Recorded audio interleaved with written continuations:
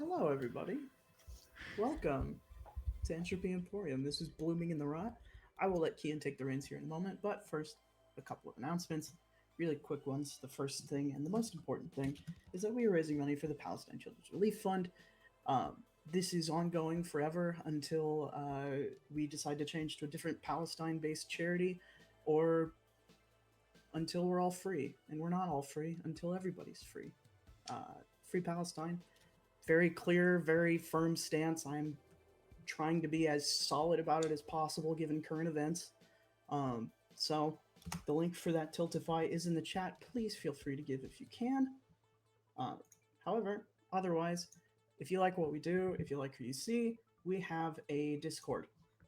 That is a place where we all geek out, and we have some of the most feral people in the TTRPG space hanging out and going absolutely frothing at the mouth crazy about some of the things we're doing here, which is very fun to see.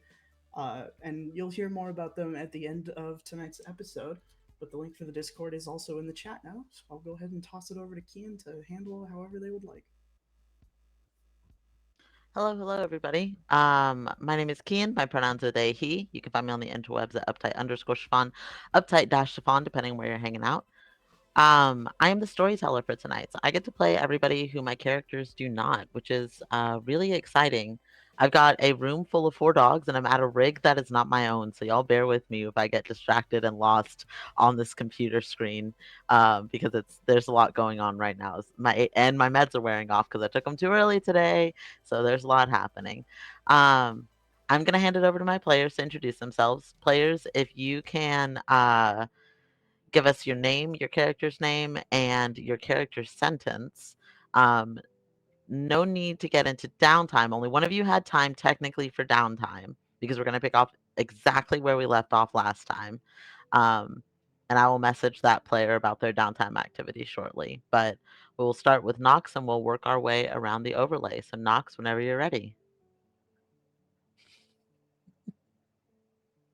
Goddamn, every time. So I don't know what it is about when we start. I suddenly go, "Oh, this is a great time to drink water," or drink water. Dr. Pepper. Hi, I'm Nox. Kinos. My pronouns are she, her, hers. I'm totally not pulling up what I'm supposed to say. I play Bellamy. Totally Bellamy. Her name is Bellamy. It is. I swear. You believe me, don't you? You shouldn't. Anyways, and my sentence is that's my stats. I am a bizarre stoic apostate who eats knowledge, and this is Hazel, who causes chaos. Um, those are the vibes. Wonderful. Thank you kindly. I will pass it up to JT. Hi, I'm JT, my pronouns are they, them, and I play Stellan Faust, a connected stoic of the Order of the Weavers who strikes deals. They're also the nicest person on earth. That last part is absolutely not true. Um, I will pass it over to Ava. Hello, my darlings and dears. It's your Madam Ava here. I play Isra Namat, the aromatic empath of the Order of Goetica, who plumbs the depths of sleep, and Toxic Yuri. Toxic Yuri. Toxic Yuri. We will get through it somehow. And I'll pass God. it down to JD. Hey, I am JD. My pronouns are he, they, and I play Alistair. Just Alistair, who uses they, them pronouns. Their sentence is that they are an itinerant empath apostate who hosts a legion. They're having a normal one at all times. Absolutely. Um, Before we begin with our players, I have, as always, an intro to read for all of you. You can hear it laughing before it gets to you, a heinous cackling in the dark, unsettling in its joy. The pale isn't a place that brings joy. Both halves are human, which is comforting, because the dead can look like anything and can be anything. After all, everything dies. But this cackling thing is human, was before it was cleanly bisected from the crown of its head to its navel. 2 doll heads have been sewn into the innards on both halves where the heart would be, each face spread wide in a grin as they laugh at, seemingly, each other. Abruptly, the laughs cease. Simultaneously, the eyes look sharply to the creature's left, at a specific boulder in a field of many. On the other side of the boulder, back pressed to the dead stone, is a man, soft blue flowers blooming from a half-healed wound on his face. Carter looks more haggard than usual, clothes askew, favoring one leg where he landed wrong when he fell through the rift. He looks to his right and can see the fractured bit of sky in the distance, but he knows it's closed off now. He has to find a different way out of the pale. When the laughing thing begins cackling again, it's much closer. Fuck, Carter hisses before he begins to run. I would like to start tonight with Bellamy. I was not looking at y'all's faces. I'm so sorry, friends, that I've caused distress. Hopefully somebody somewhere will sense that Carter is in danger and come and save him. Buddy Boy might need it very soon. I would like to start with Bellamy. No. Okay, never mind. No, I'm We kidding, will I'm skip kidding, over it's fine. Bellamy. No, it's... Can we just say that? Can we just say no? Okay, we'll just bypass that. Everybody gets 1 no per game. I understand. I respect it. Let's start with Bellamy. Bellamy, you were here one moment and gone the next. Mhm. Sometimes Beasley have had such dramatic and traumatic and intense things happen in Shadow. Sometimes Shadow has sunk their roots into Beasley so deeply that randomly they can be pulled back to Shadow. Coming back to actuality the second time is not nearly as jaw-dropping, as confusing, as bright lights in bright rooms with people asking you weird questions as it is the first time around. That first time around is very much getting you reacclimated. The second time, it's easier to remember who you are here, who you actually are, what your role in actuality is, all of that. But you come back from Shadow with a little bit of some experiences, a little bit of memory from Shadow that a lot of people don't get to hold on to. What do you remember from Shadow?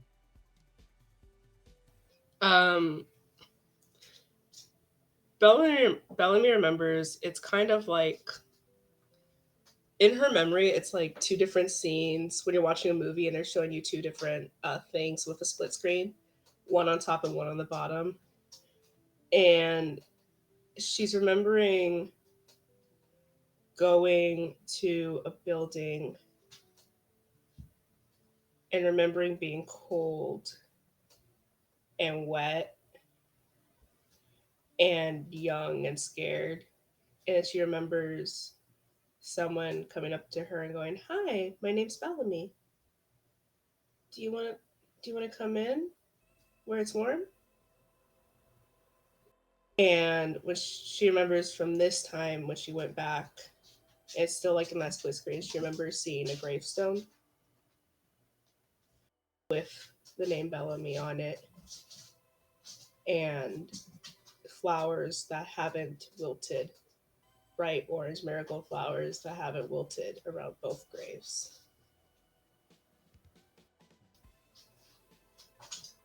You're muted.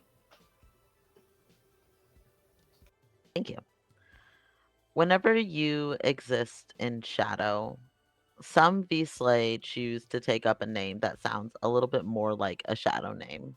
Some Beasley forget their actuality name and just have a different name when they're in Shadow.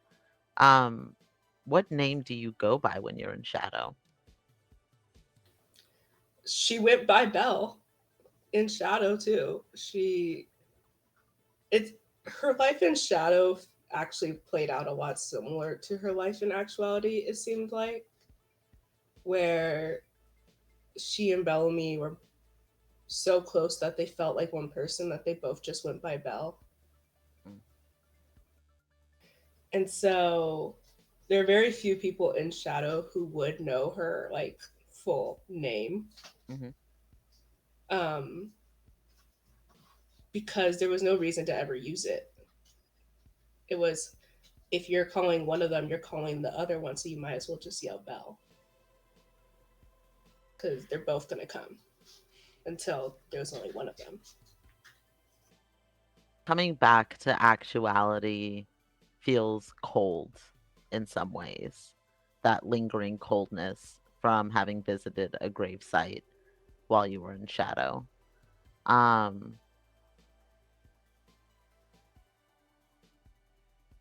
What emotions is Bellamy sitting with whenever she comes back to actuality?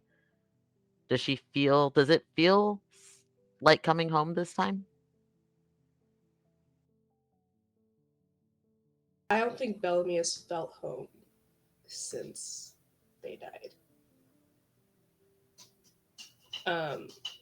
She's not as when she first got pulled back, she felt like everything was spinning. And she wanted to go back to Shadow so badly because at least there, in her head, everything made sense. The only reason she stayed in actuality was when she realized what she could. She realized how thin the veil between Pale Side was. And she decided to do what she was going to do. But this time, she just kind of feels cold inside, like she has for a while, because there's Shadow actuality. No matter where she goes, she's still alone. You know, she's kind of a little bit more hopeful here. She thinks she's starting to make friends, but she also has to hold them far away. So she's just kind of tired. You come back to a home that, if nothing else, the magic is always going to feel familiar. This magic feels like yours. Candace is there, having kept the house as warm and cozy as possible in your absence. You are in your kitchen. Candace has probably brought you some tea. Taking a deep breath. Alistair is not in the home right now.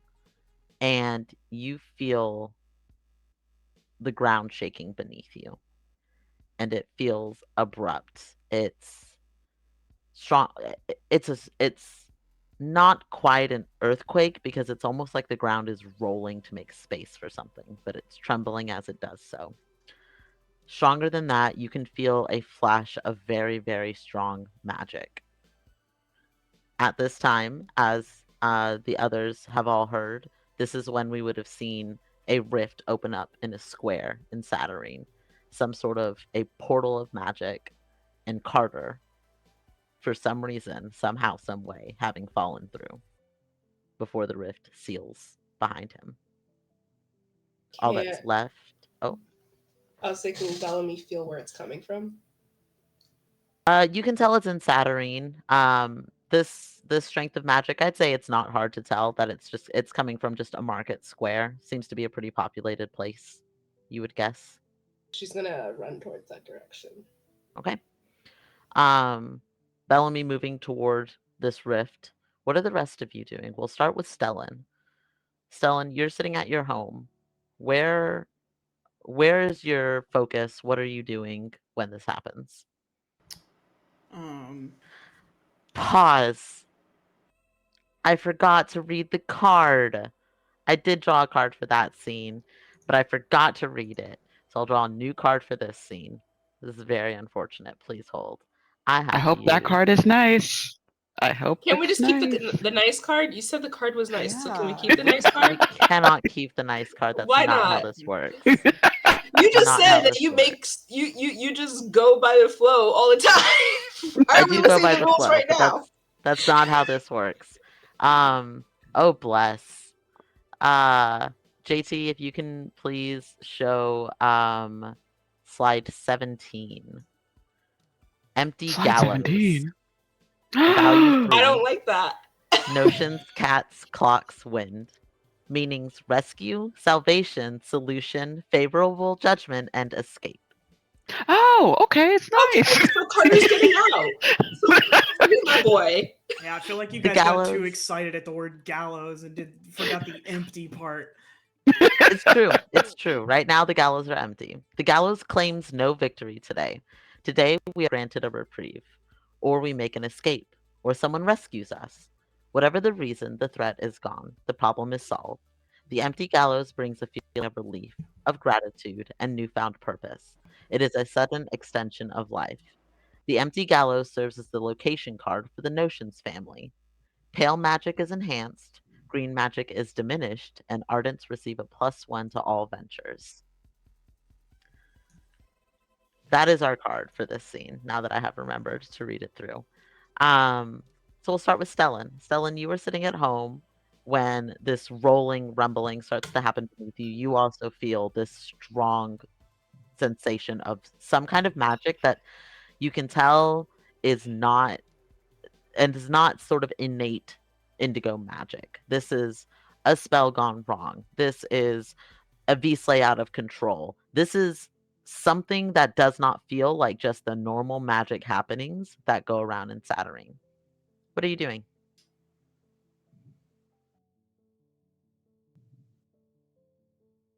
Stellan is nothing if not an opportunist. And what greater opportunity is there than lies in the injury of others and the ability to heal them? Why did you make healing sound so fucked up just now? Who knows? Stellan is going to dust off their clothes, pack their violin, grab their cane, and make their way to that magic. You start walking. You notice that few are moving in the same direction that you are. Most everybody is moving away or is frozen, standing and assessing. Not many people are moving toward it. We will jump over to Isra. You are at Marianne's, having just heard this wonderful, super exciting, best possible news that your dream guide might not actually be a dream guide at all and could be something much worse and much more fearsome. We love to hear it. This dream guide who you have sent away and who left because they are learning to understand boundaries and learning to understand trust. That's good. Slowly but surely, they need to they need to be taken down a few pegs. If they care, then they can learn. It's true. It's very true, and they are in the learning phase. You and Marianne are sitting and enjoying some tea when you feel the ground erupt somewhere in Saturnine. What do you do? Oh. Did we have a scheduled earthquake today? Not that I'm aware of. I don't think this feels out of turn, out of time, out of something. This doesn't seem like a good thing.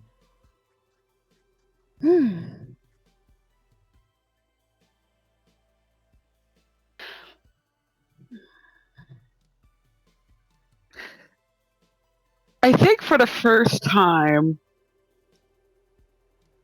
usually Isra is willing to be like, well, I feel like investigating this thing. What could happen to me? Everything is sunshine and rainbows. But I think because of recent developments, especially being in that godforsaken place, I think unless Marianne wants to go investigate, I think she's just going to stay where she is.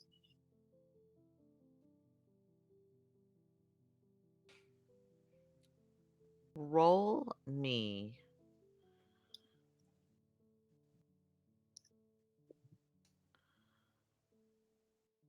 We're going to call this a sortilege roll, which means that you don't spend anything for it. So just roll me a d10. There's no challenge rating. This is just sort of that V-Slay 6th sense that we're going to tap into. Okie dokie. That is a 2. You can tell that this is not magic from the blue. magic from dreams, magic from the world that you are used to, that in between space of dream walking. Marianne can tell this. I don't think that Marianne would want to go. I think that Yeah. Marianne is kind of in your same vein of, at least for her, she's thinking, this is not my area of expertise. I don't know what this is yet. It could be dangerous. Mhm.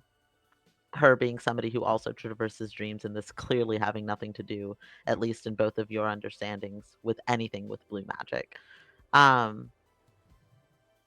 Marianne moves to a window, opens it, looks to see. There is a natural curiosity in all Beasley that can sometimes be hard to quell. Opens a window, looks out to sea.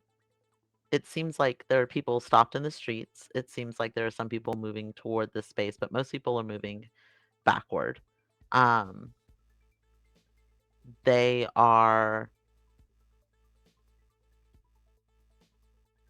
What is happening? Why can't I do anything with this? If Oh, you're because you already talking banned about the them. Thank chatter, you. Yeah. I didn't see. Most people are moving backwards from this. You read people. That is what you do in your day-to-day business, is reading people, is understanding them, whether that be in the dreams or whether that be when they're in front of you as a client. People seem morbidly fascinated. You gather that something bad has happened. Nobody knows what to do, at least in the immediate proximity. And people are a little bit afraid. That is quite troubling. I just want to give you a chance to do something if you would want to. If there's any sort of magic you want to cast or any ephemera that you want to use. I think she may. I think I want to. Ooh, but which one? I think I want to do a summoning, but I'm conflicted between two options: Okay. council or spy. But between the two, I want to see if whatever I summon can figure out more information about what just happened. But I don't know which flavor would work best in this scenario. Council will stay with you and stay present, and spy will go and observe. So it depends on if you want to say hey, answer the questions that I have right now, or I need you to go out and look and observe this thing and come back and tell me what you see. Okay, yeah, let's go with spy then. Okay.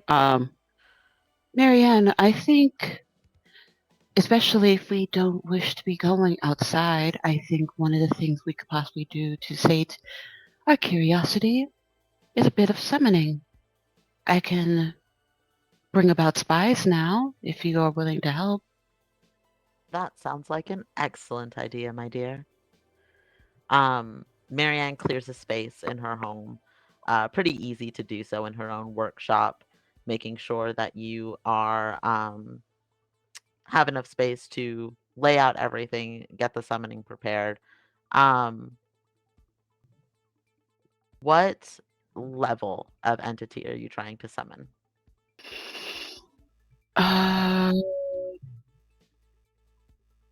It can be your level, it can be higher. I think up to level 3. Okay. And you're a second degree goetic right now? Yes. Okay. So one level higher. So essentially your bribe will need to be valued at about 10 crystal orbs per level, depending on how you're wanting to go about this. So 30 crystal orbs total for your summoning. If you're going to bribe them with money, you don't have to. You can bribe them with promises, you can bribe them with gifts.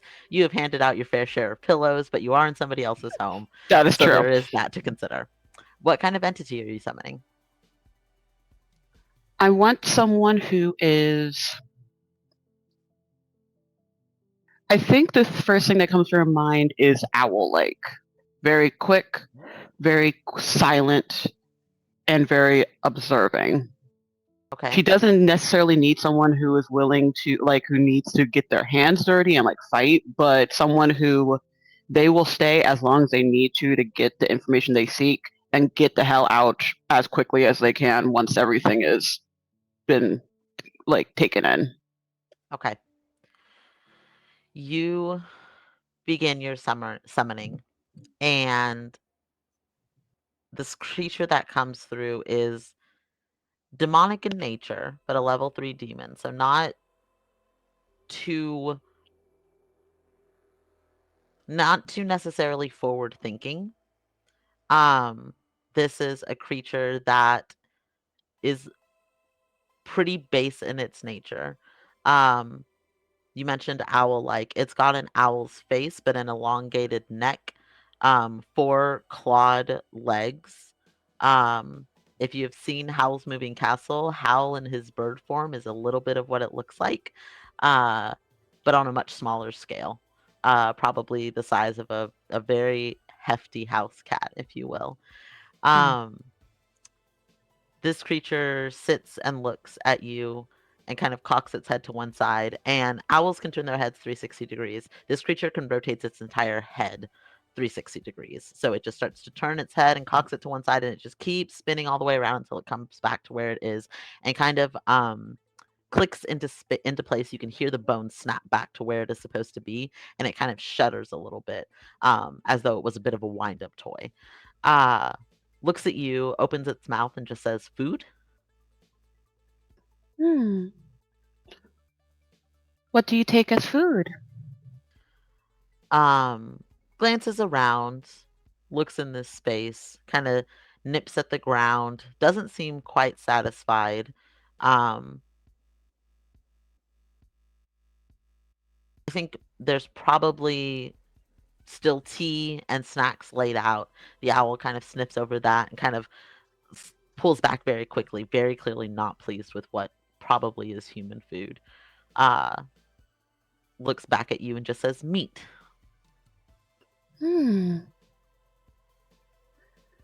Well, this is not my abode, so I cannot promise what is in here, but I can give you a down payment, and then when the job is done in my home, I can offer what you seek.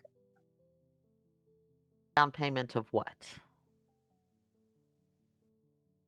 I asked you here to be a spy.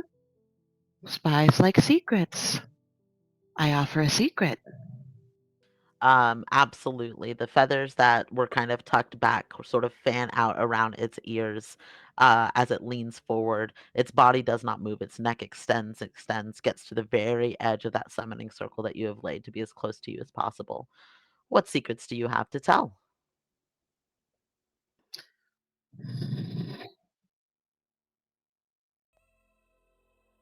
Let's give a random thing that it's totally not going to bite Easter in the ass eventually. Something random.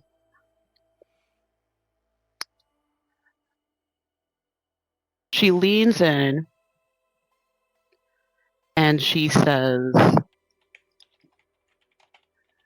"Before my powers fully formed, before I had control, I saw my own dream, but not mine. A dream of shadow and a dream of blood. I fear that my life will end when I meet her again. And that's the only death I fear, really." This creature, you start talking, and it seems curious, but not necessarily captivated until you say, hold on, what was the phrase? When you say, "I fear my life will end," when you say the word fear, it kind of catches the creature's attention. And you see it open its beak, and it opens it just a little bit too wide, the beak being razor sharp, dyed black at the end.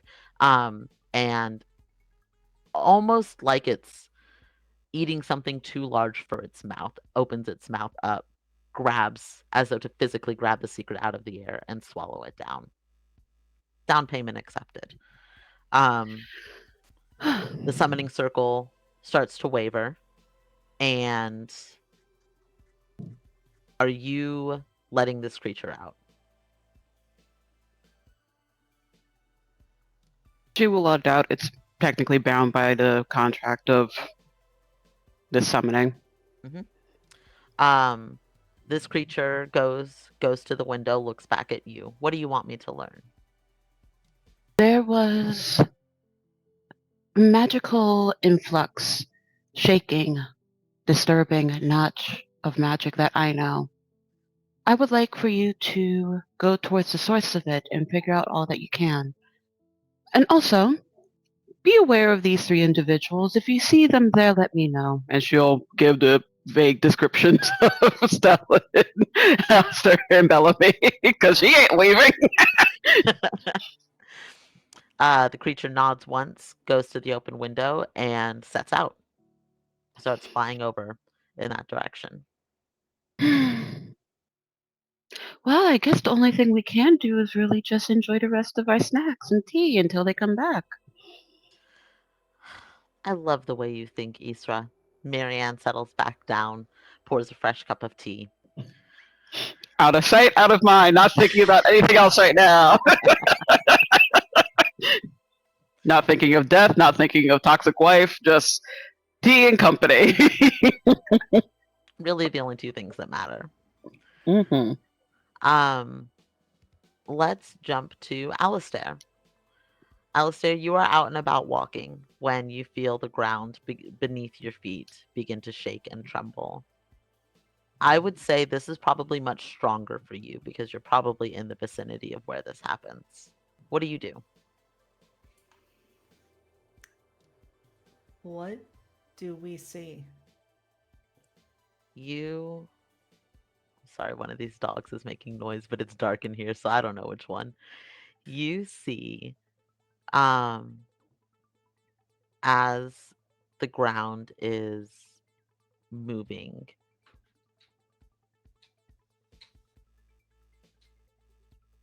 give me one moment. Something very terrifying just happened, so I will be right back, friends. Entertain chat for me. So, do we think that Eliseo is like romancing up Isra to be like a sacrifice of sorts? I don't think we're getting to that level of toxic Yuri, No, but No, I don't think so. I think it's possible that your wife is just misunderstood. Like, I want to I think you can believe. fix her. Your wife is a demon from the dark, by the way. I want to remind everyone of that fact. You can fix her. I mean, yeah, she's already learning boundaries, so that's a step in the right direction. And also, Isra doesn't really care about the demon and angel thing. She works with both of them, as clearly seen. exactly. I mean, we are assuming, I'm just demon saying, if there were equals anyone more bad. out to get you, Stellan. Yeah, Eliseo. No. Stellan's goals are self-serving. The demons just want to fuck everything and everyone up. Yeah, but the demon's learning boundaries and Stellan isn't. Has boundaries. Don't even know if Eliseo is a demon, guys. Come on. This is all Yeah. speculation. But Aliceo's learning boundaries. And that's the Eliseo is important learning It's time boundaries. for the as I do every game. This is totally a Stellan and not GT. I have anxiety. I must say that this disclaimer every stream. Stellan has never broken into a home. Stellan has never That we know of. Now we know. Have you Stellan's had never taken other any people work break into a home? Like No. that? It's illegal. Oh my god, Stellan's like the Joker filing I don't taxes know. still. Why you guys think that Stellan is a criminal? They're not. They're just an asshole. No, we know they're an asshole. Yeah. The criminal thing? No, they wouldn't commit a crime. Okay. Did we Okay. entertain well enough while you were gone? I mean, it sounds like it. I was entertained. Terrifying things might continue to happen. We're just gonna roll with it tonight. It just seems to be the vibe. Please excuse me. Thank y'all so much. You, Alistair, see people freezing immediately because of this wave of magic that extends from some epicenter and actually reaches you. You're close enough that you can feel that sensation of magic pass through you. Um, Go ahead and roll me a d10. We'll do this as another sortilege roll. Just that Beastly Sixth Sense. That is a 1. The rolls are coming in hot tonight. Y'all are doing super, super rad. Um, Something about this magic feels unnerving, but actually, we said it was a good card. I know that we said that it was a good card, but good cards can bring bad things if we're not careful. I hate that sentence. Alistair, you feel something taken from you. Something reaches deep into your being and pulls something away from you. And immediately it is cacophony in your head. Something has happened, and you're not quite sure exactly what.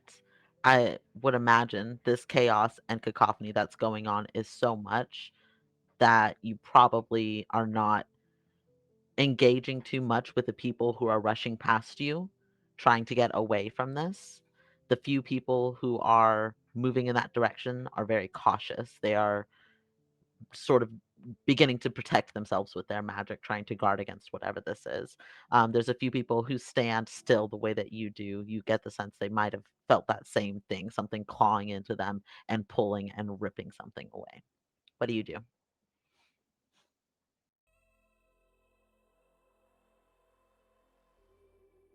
Well, for starters, Alistair likely drops down to one knee and clutches at their head and tries to breathe and calm down and tries to sort through what the Legion is saying. You hear notably silence from Extar and Duasis. It is quiet there.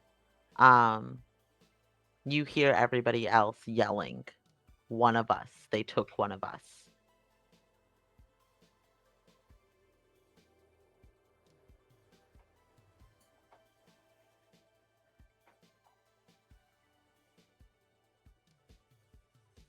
This is a strange question, Okay. but when Alistair felt that loss, did it feel like what was pulled away went in a specific direction, or was it more just gone?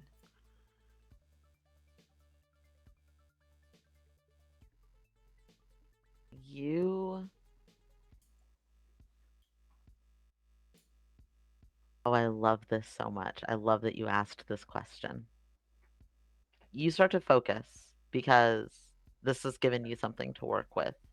And you look in front of you, and it looks like there are claw marks in the air, as though something was grabbing and being yanked backwards by its ankles. And you can clearly see which direction that went. Alistair is going to square up their shoulders and they're going to start walking.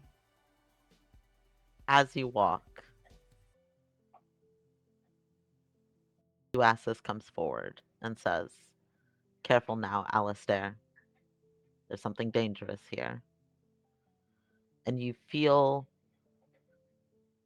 something sort of settle over your shoulders a little bit. It would feel like a hug if it didn't remind you of those cold, long nailed hands wrapping around your shoulders to pull you and push you one way or another when the demons take control, when Legion takes control. Um, do you say anything?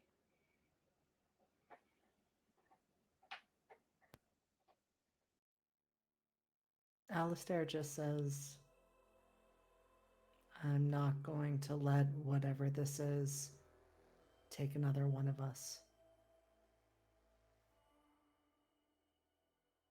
There is a strange moment of conflicted pride when you say this, and you walk on. And I will say that you were probably the first, having been outside and the closest to it. You were probably the first one to the rift. You don't see a rift. You don't see one in the sky. You don't see one in the ground. What you see is about eye level. It looks as though somebody has taken a pane of glass and cracked it, but that crack is now hovering in the air. What do you do?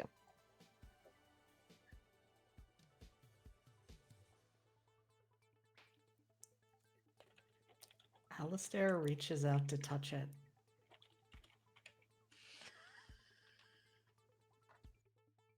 Classic. It's the only option, really. You could do nothing else. Roll me physicality challenge rating 6. I would like to spend a bene to bring that down. Okay. I will bring that down one more because of the Legion. Duasis is prepared. So we'll bring that to a 4. Right, that is a 6. Wonderful. You feel a jolt come through you. Whatever this is sinks its claws into you again, and there is scrambling and there is fear in your head as all of this is happening. But you were ready this time, and so was Duasis, and it pulls itself back out of you. You recognize now that whatever this is dead. Whatever is grabbing you, whatever is reaching for you is dead. You reach out and your hand passes through it as though there is no glass. It clearly distorts somewhat when your hand is held directly in the rift itself. It looks as though you're looking at your hand through fractured glass, so it's a little offset, but there's nothing that you can grab there. In which case, Alistair asks Duasis, what is this? I think just as you ask that is when this strange, slithering, owl-like creature comes um, curling around one of the buildings, kind of hugging the building with all 4 of its leg, peeks over, looks, first clocks Alistair, you. I don't think that you see this thing yet, but first clocks that you were the one there, kind of takes a moment to observe, and then looks back toward the rift. Ava, what description would Isra have given of Alistair? I need to go back. I need to look at the. I think. Because I'm blanking off the top of my head, the visual description, but I think she'll give visual description, but I think the thing that she'll harp on the most is they look like someone that sees too many things and yet is blind. There are many things that see for them, and they get distracted by those many things.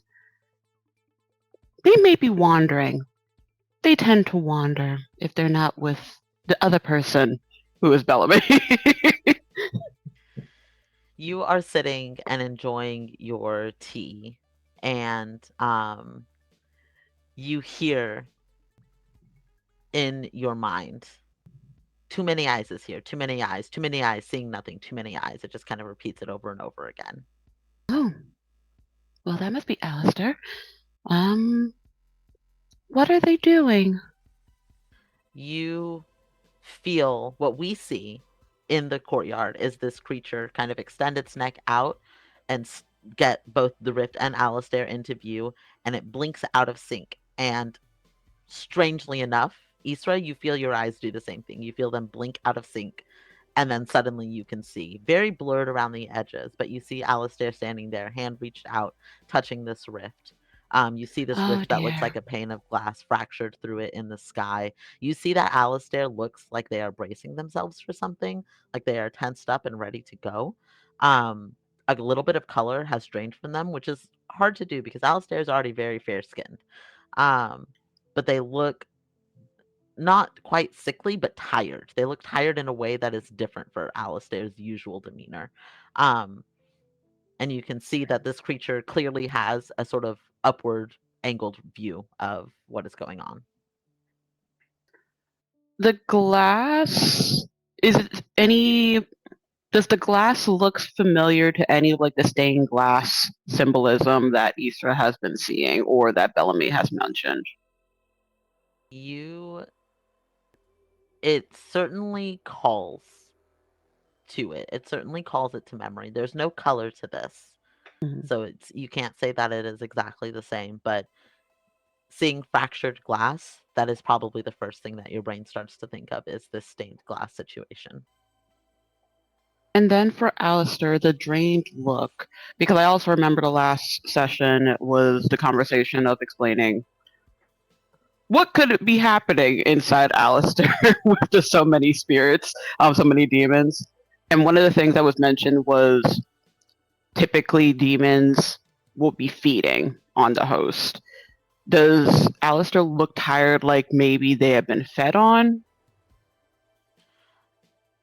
You would know from your dealings with demons that the feeding process is gradual. And so somebody will look tired. They might sort of rejuvenate themselves. They'll look tired again. This is different. This does not look like that. This looks Okay. like some kind of different exhaustion. Okay.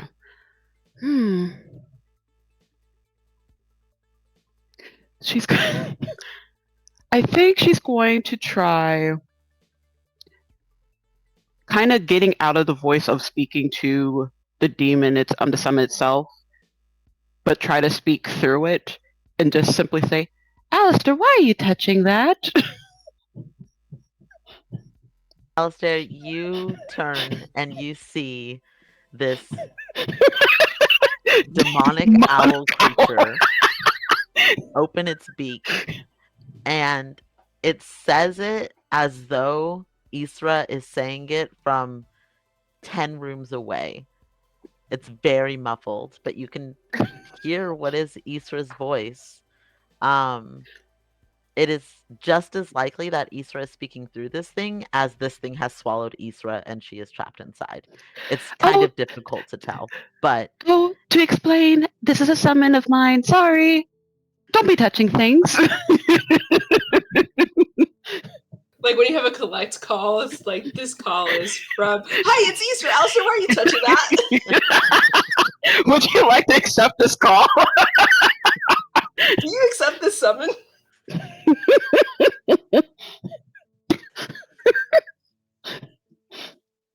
I mean, this is not the weirdest experience Alistair has ever had, so especially with the clarification that this was a summoning, they glance in the direction of this creature and then look back at the air in front of them and say,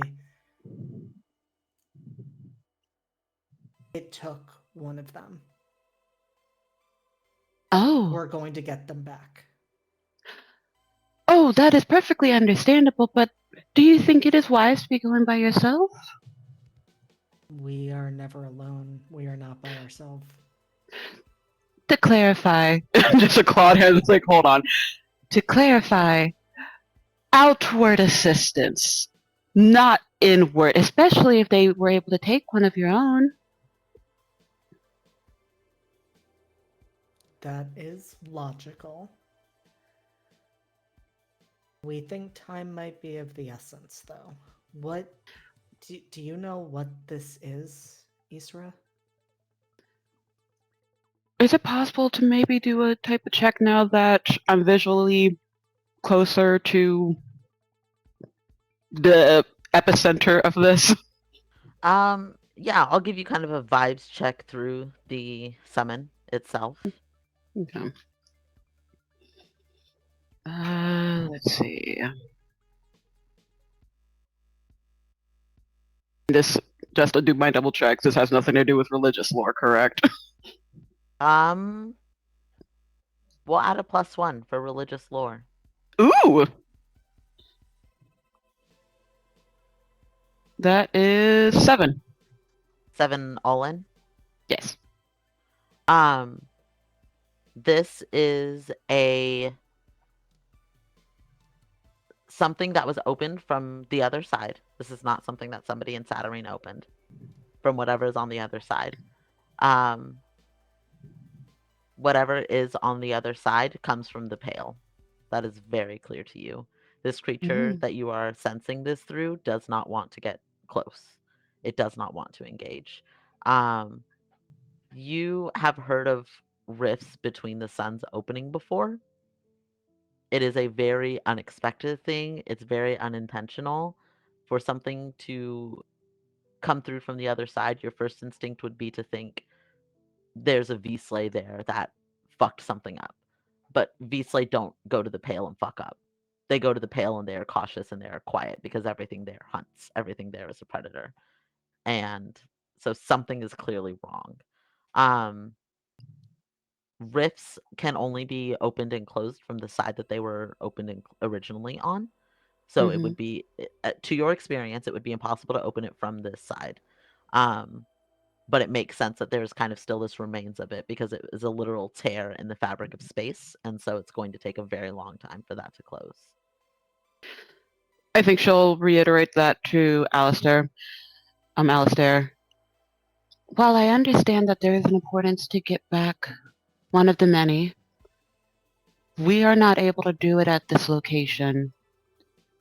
It seems that this was opened over on the Pale side, and with rifts, they are opened and closed where they were opened. So we need to figure out... The next course of action is to figure out where in the Pale, whatever this thing is, took the many, and then figure out how to get over there. Alistair, your experience with rifts is less extensive, significantly less extensive. But when Isra starts talking about this, you're kind of like, okay, I kind of know what a rift is. I know that these things can happen. You've never heard of something pulling something else through it like that. Rifts open and people fall through accidentally. For something to be taken is not something you've heard of before. And I'll say, as this conversation is happening, it's probably about when Stellan and Bellamy both arrive to this space.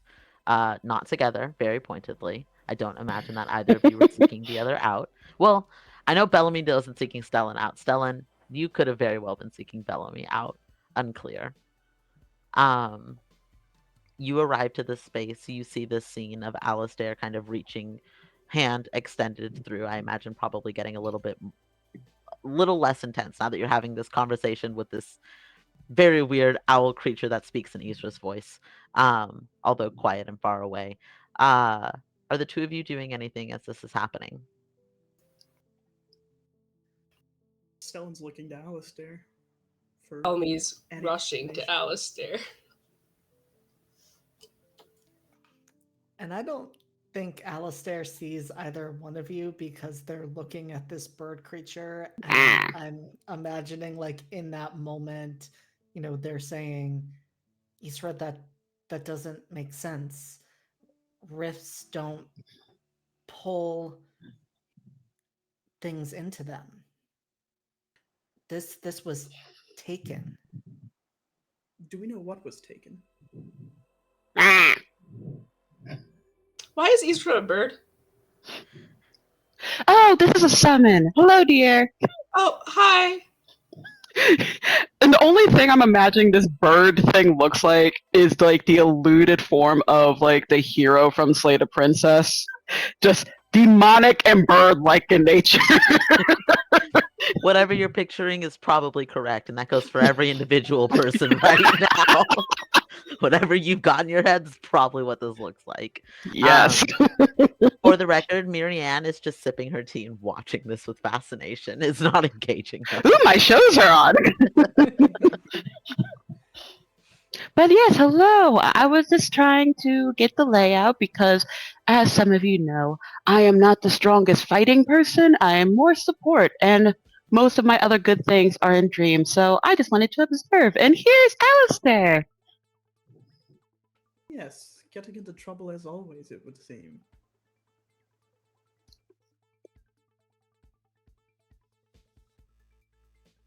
Stellan, are you here to help? I'm here to find out what was taken. Who was taken? Maybe? Just does the owl cockhead to look at Alistair. What was taken from us is not your concern, Stellan. Are you all okay? Not all of us. Do you all need help?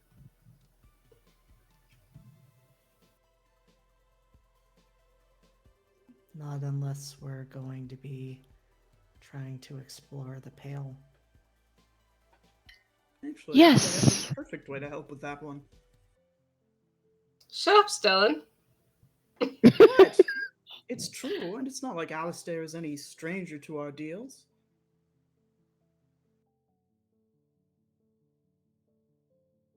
How would you be assisting, Stellan? Well, it was as it would so happen, you did research for me on this very subject. Carl was Oh. looking for something in the Pale.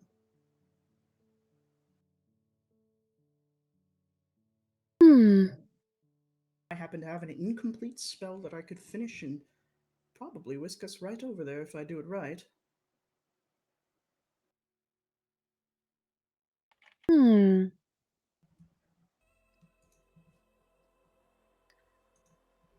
I mean, that technically would be... That could work. Would you be able to pinpoint exact locations, or it's just a vague general location? That depends on how urgently you need to get over there. I am confident I could be of assistance, but you do know me.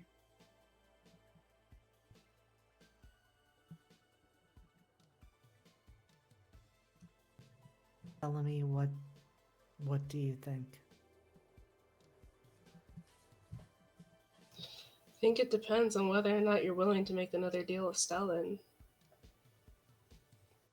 But if it's urgent and we're going in just anywhere, that doesn't seem wise. If we take a little bit more time so that Stellan can work out a more precise location, I think we have a better chance.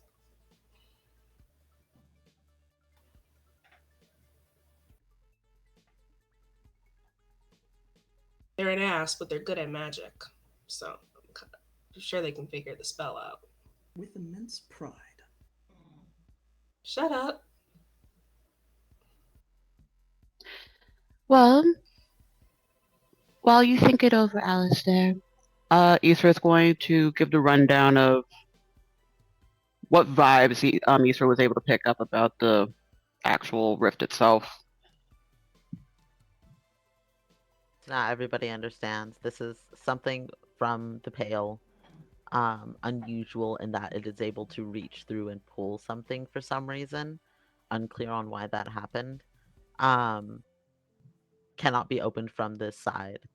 And talking about navigating the Pale, you would know the Pale is massive. All of you would know this. The Pale is huge. Having some sort of a general way to know where you were going on the other side would be helpful. Everybody roll me intellect. There's no CR. This is just to see what collectively as a group you all know about the Pale. Okay, so don't use the little thingy. Don't use like beans. Yeah, those. Yeah, no, don't use beans. Don't use Bene. Can I get like a plus something because I've been researching it though?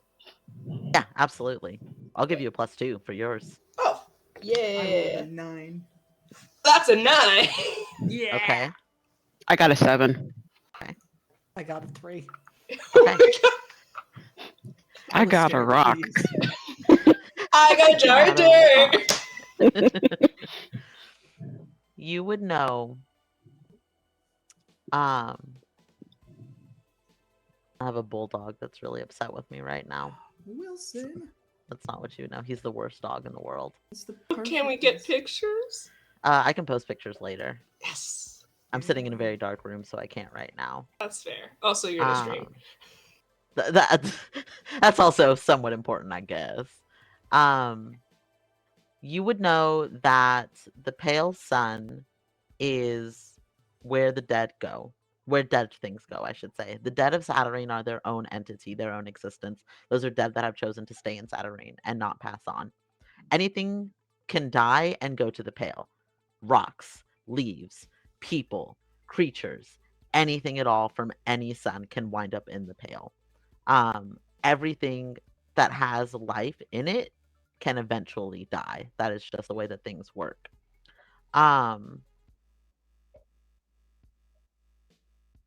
You, because of the high rolls, the pale is the domain of Empress Jalad, who does not let people leave, does not let anything leave. Once it is there, it stays there. This is her domain. That is not to say that Beasley do not try. That is not to say that Beasley are not successful at it. But you know that if you are going to the pale to reacquire something, whether or not it was yours, she is going to try and stop you. That is just the way that it is. The pale is her domain, and everything that is there is one of her things, and she does not like people to touch her things. While you all are thinking on this, I have two very important questions. First question, Stellan, how aware of you are the hand? How aware are you of the hand? Stellan's just kind of started ignoring it until they can think of a reason to find an excuse to talk to LSAO alone. Okay. Bellamy, how close are you getting to the rift? I'm right next to Alistair. And honestly, if if there's a point where everybody's talking and Bellamy is like not being like talked to, she's ADHDing and starting to reach up for the That's valid. I would touch it too, honestly. She's Damn just the like, consequences. because also this is to the pale and it's like been her research, and so she's kind of like, if I can get a sample or some. Alistair's fine. You reach up to touch this. Alistair, you are standing next to Bellamy. Stellan and Isra, simultaneously, you see Alistair and Bellamy reach for their throats because both of you have been grabbed by the throat at separate times. Bellamy, you are pulled closer to the rift. Alistair, you are being grabbed by a hand without a body. And it is holding you by the throat. Is it a familiar looking hand? It is a familiar looking hand. God fucking damn it! Is it wifey? No! It's the place that wifey took Issa to. Oh, I forgot about that house kid. No. Yeah. The new best friend that's over there. Oh no. Oh no. Just to clarify for my edification, this is not my pet. This is your pet. Oh, okay. This is your pet. I think Stellan would attempt to separate them. Those are two of Stellan's assets. They shouldn't be fighting. So I need to clarify. The girls a are few fighting. Things, I think. The girls are fighting. I need to clarify a few things. So this is the hand that reached out to Isra originally before the whole campaign started. This is the formless hand. It is a familiar hand in that way. This does feel similar to where you were, Isra. You can tell even through the bird thing, the bird demon thing. This feels similar to where you were with Eliseo.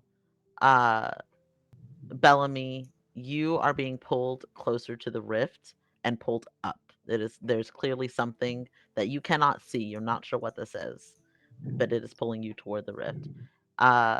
Alistair, you are not being pulled toward the rift. You are being pushed away from it, but it is not a friendly push. This is not protective. This is still trying to choke you out. What is everybody doing?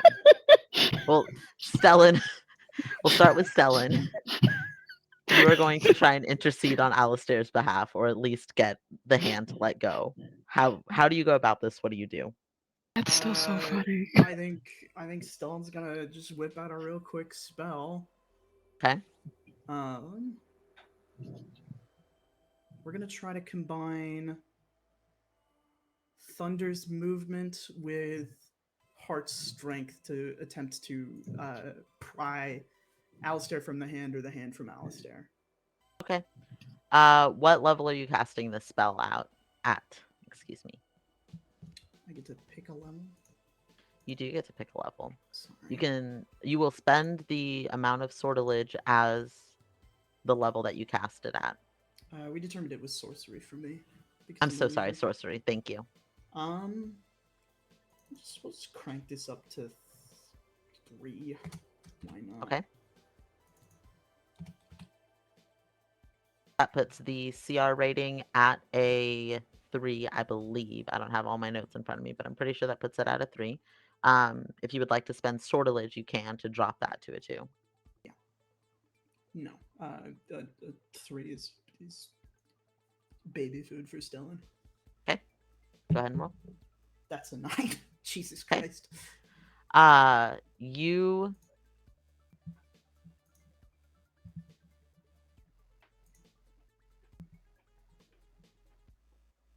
shock and awe, something else terrifying has happened. Now the motion sensor light has activated right outside the door. I'm just gonna sit here and hope that it's fine. Where are you? Get out of that house!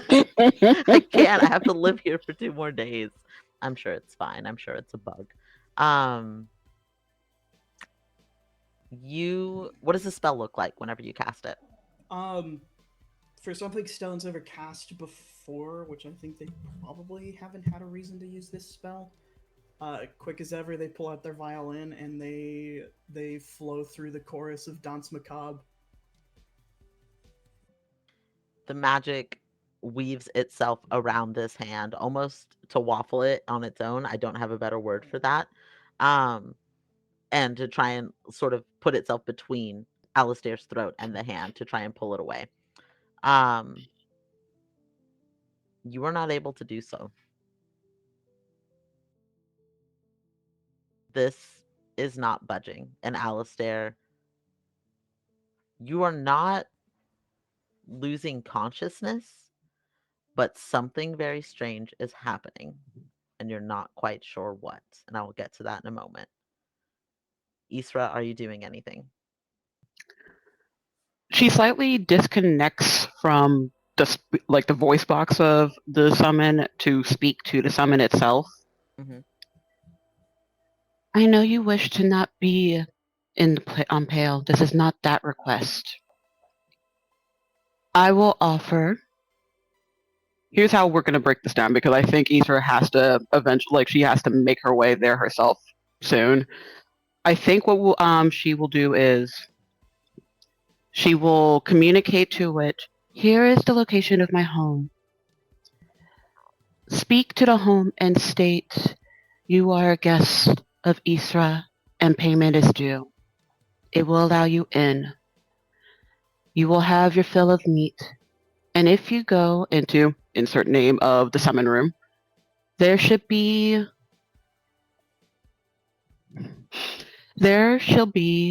a container of flesh. It is mine. It is yours if you help the one being taken. And we'll point to and we'll refer to Bellamy in that.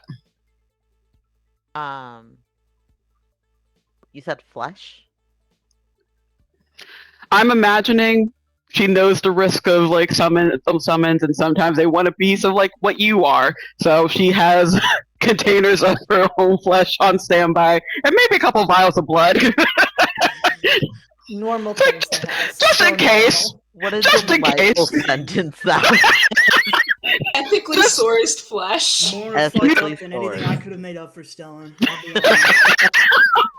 So, hey, she knows demons like to eat. So, and I think this is like strong enough to be like, hey, here is my own shit. Please help my friend. You have certainly gotten this being's attention. This creature moves in, and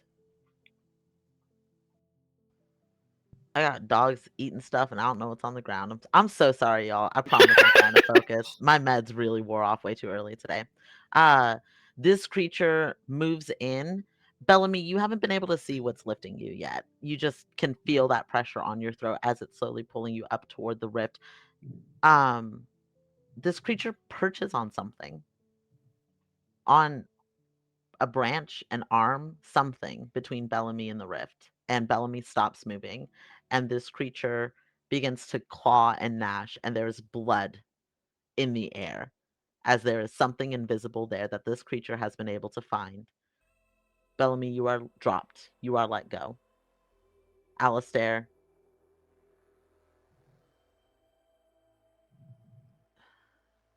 you have not been alone in a very long time. You are not alone right now, but you recognize that you will very quickly be alone if you cannot get this hand off of you. You lost one of the Legion to whatever came out of this rift. You will lose much more than that to this hand if you cannot get this hand off of you. I think that is a perfect time for us to go to break, because there's a lot happening and I want people to be able to think about what they're doing. So take a deep breath. If you are hanging out with us, stretch your legs, pet your pets, do all the things.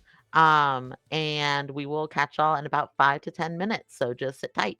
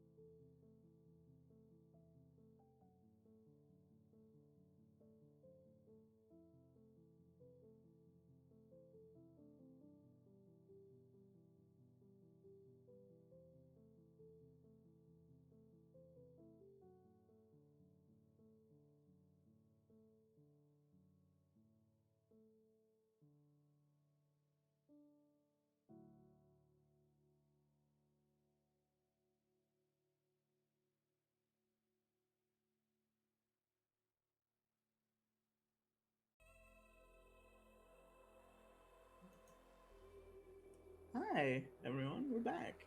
We're back from break. Hello. Hope you had a nice bio break. Is that water? Yes. I drank Don't worry, this don't worry, much. guys. I reminded her. I drank this. No, it wasn't just you. So I need to make something very clear. I said so Sin redeemed the hydrate at the beginning, and I didn't do it because I didn't have water with me. Because why would I have water with me? So I they reminded me. Cass reminded me. You reminded me. And so I have It water. takes a community, guys, to make sure Nox drinks water. It takes a community. I drink this much We gotta water. It takes a have village. gamers. So really We need quick. to make that a specific redeem. Like specifically, you can redeem points. So Nox specifically drinks water. I have raised total, I think, almost $100 just from the fact that people keep trying to give me water.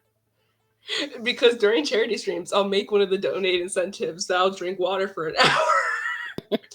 If you donate $5 to our charity and send me the screen cap of your donation going through, I will make Nox drink water on stream too. Legit, I'll do it. There we go. I will Legit, if you want to I make that will a keep thing. count too, and every Saturday when we're on air and we open a stream, we're gonna start with Nox drinking water.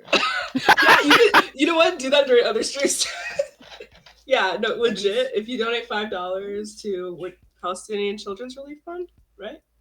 Yeah. Palestine Children's Relief Fund. If you donate $5 to Palestinian Children's Relief Fund, each $5 is me drinking water. So I'm gonna just chug this now. Just get the Dr. Pepper out of the way. We are in a situation. Nox, I'm gonna be Don't hurt please. yourself. Come on I'm now. scared. That's I know. soda. Just you can stop. You're good. You can still drink the Dr. Pepper. We just also want you to drink water. You can sparse it out. You can have this for the rest of the night, Nox. You can savor this. Nox, no! Oh my god.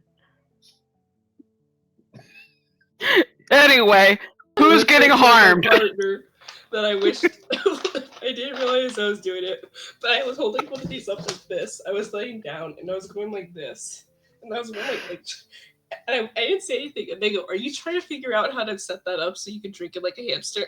And I was like, "Did I say that out loud?" Because that was exactly what I was doing. All right. We are in a situation. Nox, you have been let go by whatever this thing is that is now bleeding, having extended from the rift. Just so that we're all clear, the rift still looks closed. The rift does not look like it has been reopened.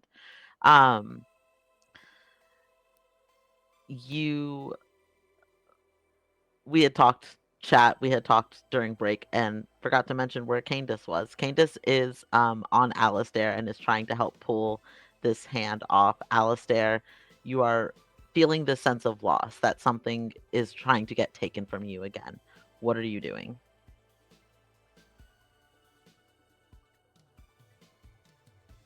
Well, for a number of reasons, Alistair is panicking.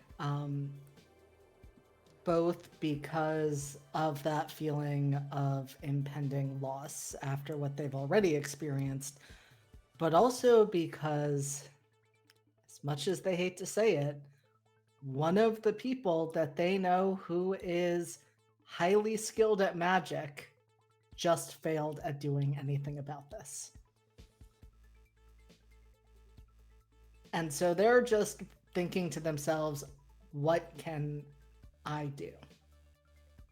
If Stellan couldn't do anything, what can I do? I think as that thought comes through and that feeling settles in a little bit, it's not a great feeling to be in that situation. You feel and hear Duasis say, "You can rely on us." And there is a strange surge of energy. And what we see, and Alistair, I'm not sure how aware you would be enough to be able to see this, but what everybody else would see is this sort of humanoid thing taking shape outside of Alistair. This is not something that any of you have ever seen before. Isra, you would immediately clock it as demonic. This is something demonic that is taking shape outside of Alistair. And it reaches out with an arm that does not have a hand and leans in until it is making contact with the hand that is around Alistair's throat and begins to slowly pull its body back. And you can see tethers of some sort of magic wrapping around the hand and slowly starting to pull.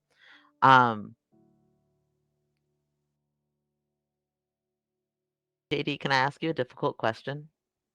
Always. If you have to choose between X-Star and Duasis, who do you choose?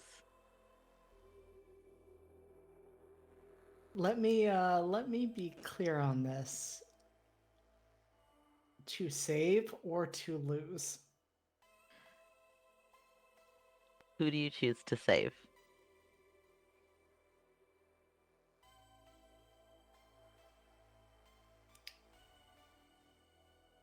Duasis. You hear X-Star screaming in pain as he tries to pull this thing off of you. There is an explosion of magic. Alistair, you fall to the ground, finally freed from whatever this was. this hand is blown backwards. Stella and I imagine that you're probably clocking this as like, one, what the fuck just happened? Why couldn't I peel that off? And two, this is technically my little pet now. Where is it going? Both of your companions now, both of your friends are on the ground. Friends, companions, coworkers, whatever words we want to use here. Isra and Stellan, you are one of you standing looking at all of this happening, the other watching from some sort of a demonic owl. Bellamy, you find yourself on the ground, suddenly able to breathe. What are you doing? Can at this point the hand is off of Alistair. Correct. Okay. That means I'm not gonna do what I was gonna do, which was I was gonna set the hand on fire. While still attached to Alistair. Yeah, that would have been great. I figured if it was in pain, it would let go. I was hoping. That's a fair risk. That's a fair risk to take. If not, then I would have stopped the fire before it burned you a lot. Anyways, Come on. I'd like. Can we note that? Okay. Can I vibe check the thing that was grabbing me in the sky? Like, did it feel familiar? You don't even have to roll. It did not feel familiar. This did not feel humanoid by any means. It did not feel familiar. These were long, spindly fingers that, when they wrapped around, they were able to sort of go all the way around and wrap back onto their own wrist. That's why the grip was so tight. Like this Oh shit. very long, spindly fingers. You felt that happening around you.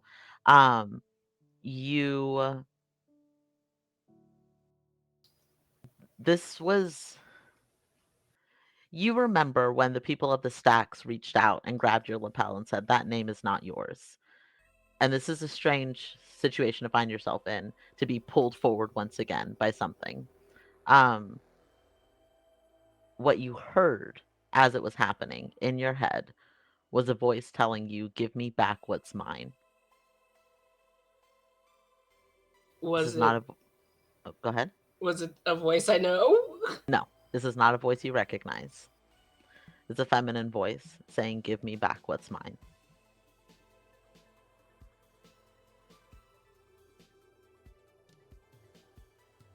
Bellamy's gonna talk through it. What's yours?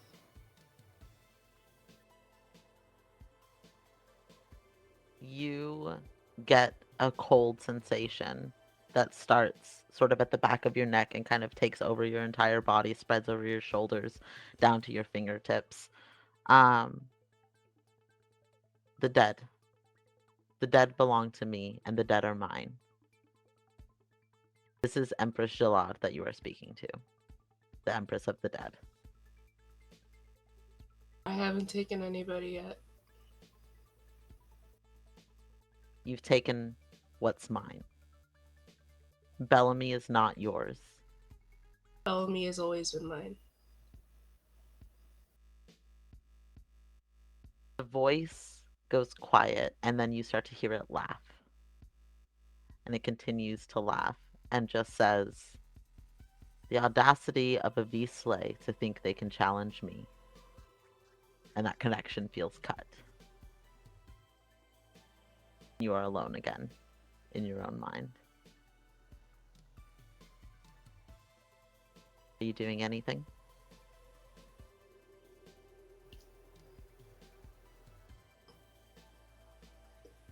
God, it'd be a bad idea to piss this person off.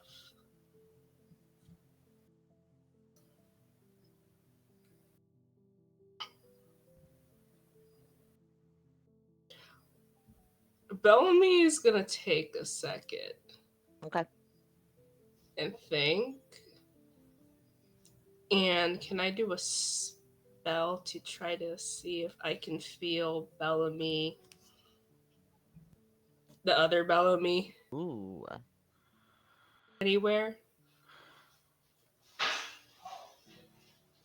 I would say, do you have a spell that would allow you to sense things, or are you just doing this based on pure audacity?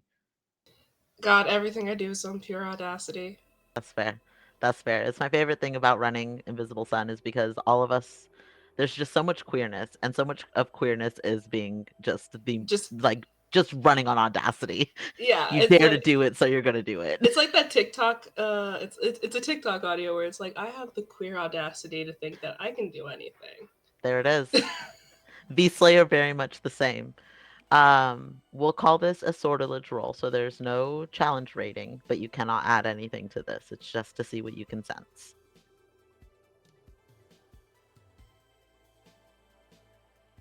That's a 9 again. This dice is fucking great. Nice. Okay.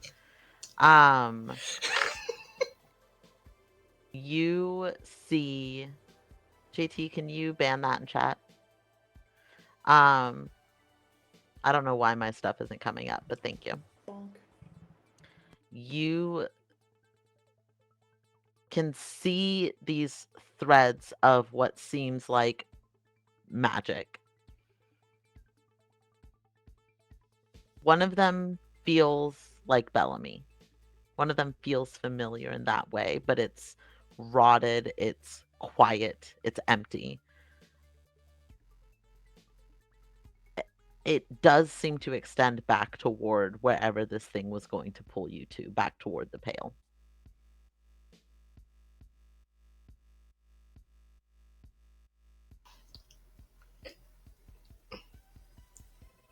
The rift is how closed is the rift? The rift is fully closed on this side.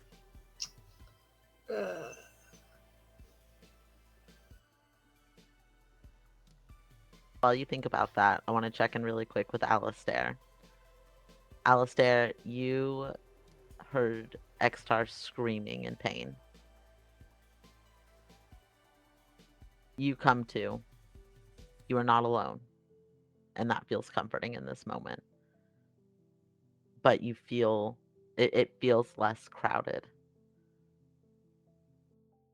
You do or say anything? Just a point of clarification. How much less crowded?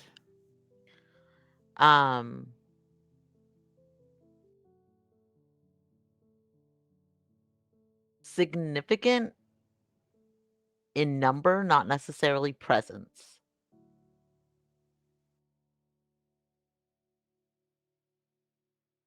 Then I think they just ask, is Extar okay? You hear a quiet sigh, and Duasa says, he will be. But it took a lot of us to get that away from you. How many? We are probably quantifiable now. That many, huh? Do you know what that hand was? It was a hand. That was the hand of a warden. A warden named Nem, a warden of the dark.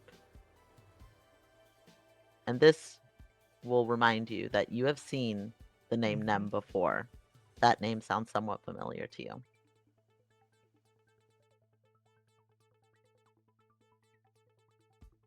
Why? Roll me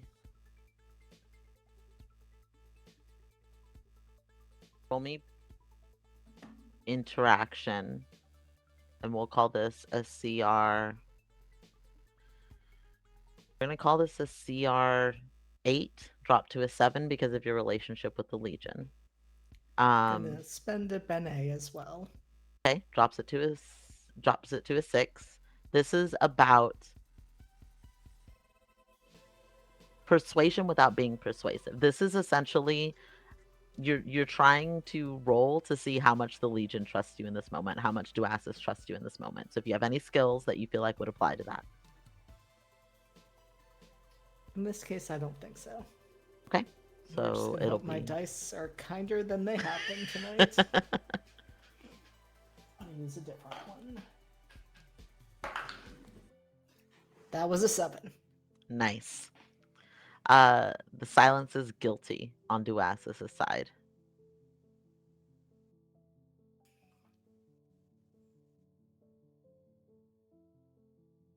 What aren't you telling me? I mean, I know the answer is a lot, but You wouldn't what be aren't wrong. you telling me? Conversation that I don't think is worth having in front of your friends.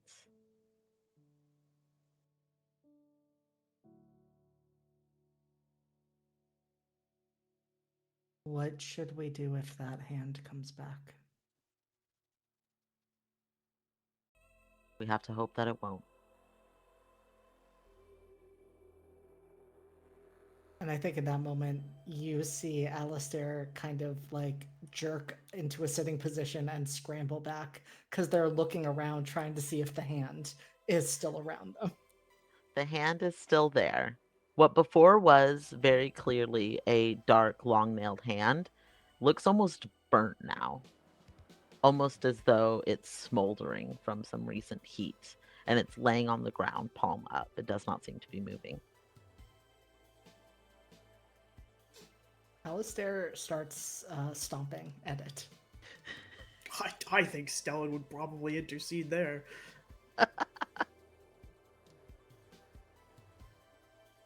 You intend to stomp on an open palmed hand, one that tried to grab you and choke you to death?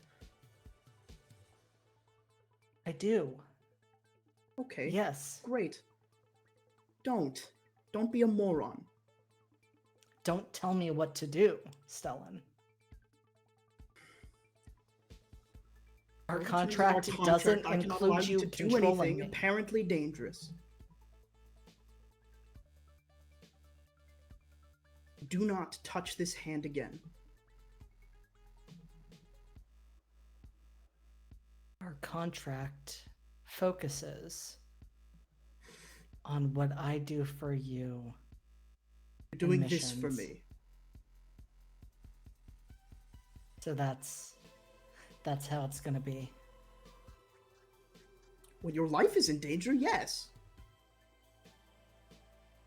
I'll not have anyone under my purview injured on the job. Or injured when they could avoid it.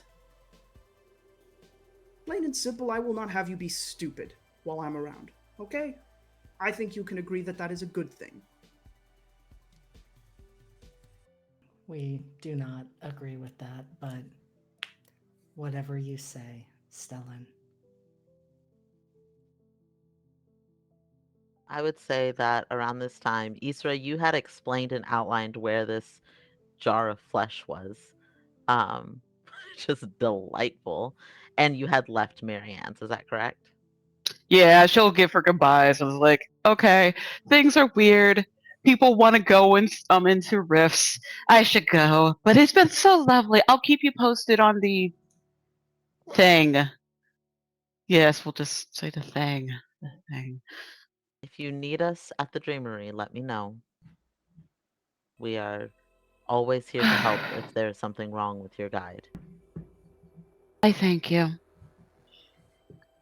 And she's gonna head to the aftermath, the epicenter of all that nonsense.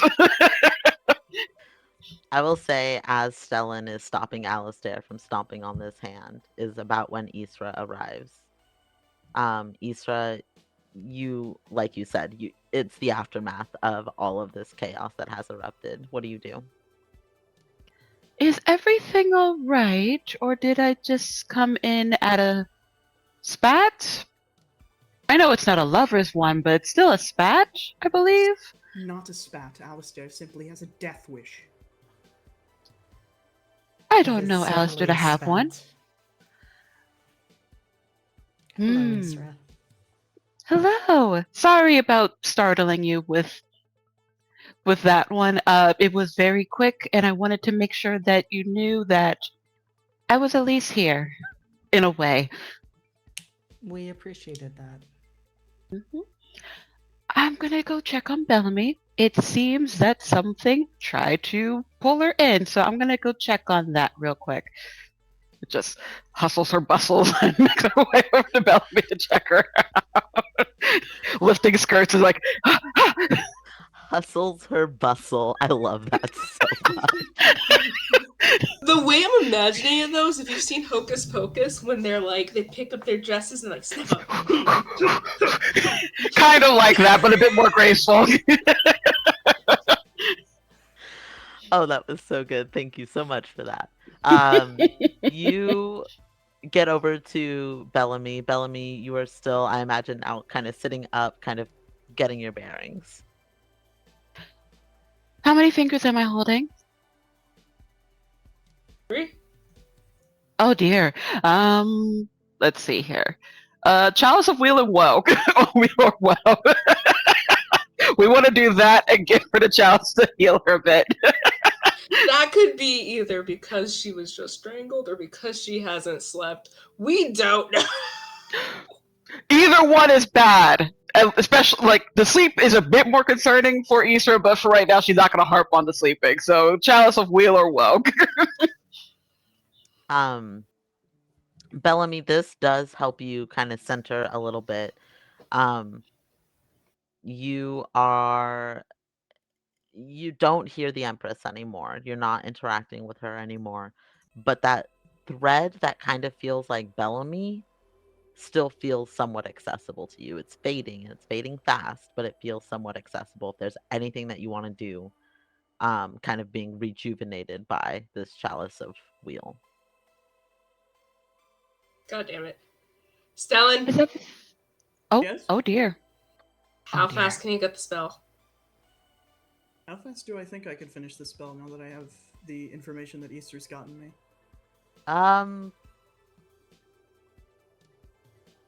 Pretty damn fast, all things considered. It's probably going to take you at least a day. But it's like this is going from what would have taken you months to a day, maybe 2. It seems you and Alistair have a vested interest in both going to the Pale. I can How finish fast? this. I can finish this in 24 hours at least, if you're willing to come to my house to negotiate. Does Bellamy think that the thread she can hold on to the thread for a day? It's going to be hard. I'll have you roll for it. If you're going to Alright. try to hold it instead of just letting it fade away, I'd have to have you roll for it. Okay. Does she feel like she could access the thread again if she lets go? Not on this side of I'm willing things. to offer you a freebie right now if you need help with something in order to sweeten the pot. Ooh. What's the freebie? Well, I assume you've come into some fruition about what's beyond that crack, so if you need help with something in particular that you are itching to get there for, I can help you right now. I will offer up some of my power to you, if it is what you desire, something magical in nature. If Bellamy has that, would it be easier to hold on to? Absolutely. Deal. Oh. No deal. I told you, this is a freebie. Just tell me what you need me to do. I have a thread. I can't let go of it. I need to follow this thread into the Pale. I need that spell. Can you help me hold on to this thread? I think I could throw together something for that. Thank you. Stellan has a spell that lets them look at threads, or see threads of magic that they previously cast with Isra. If I were to take the base of that and throw a little extra juice on it, let's say take the original components of the spell, which I do not currently remember, I think is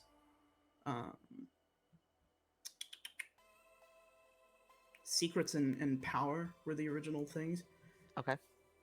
Could I do pursuit and power to sort of spin that spell up into something to tie this thread back to Bellamy? Ooh. Pursuit and power, giving up secrets. Give me Well, one because second. Stellan can cast the spell to see the thread, they just need to cast a new spell to bind the thread. No, and I'm just trying to assess based on the nature of this. I will say yes. I'm gonna pull from the Soothe deck to see how successful you might be at this.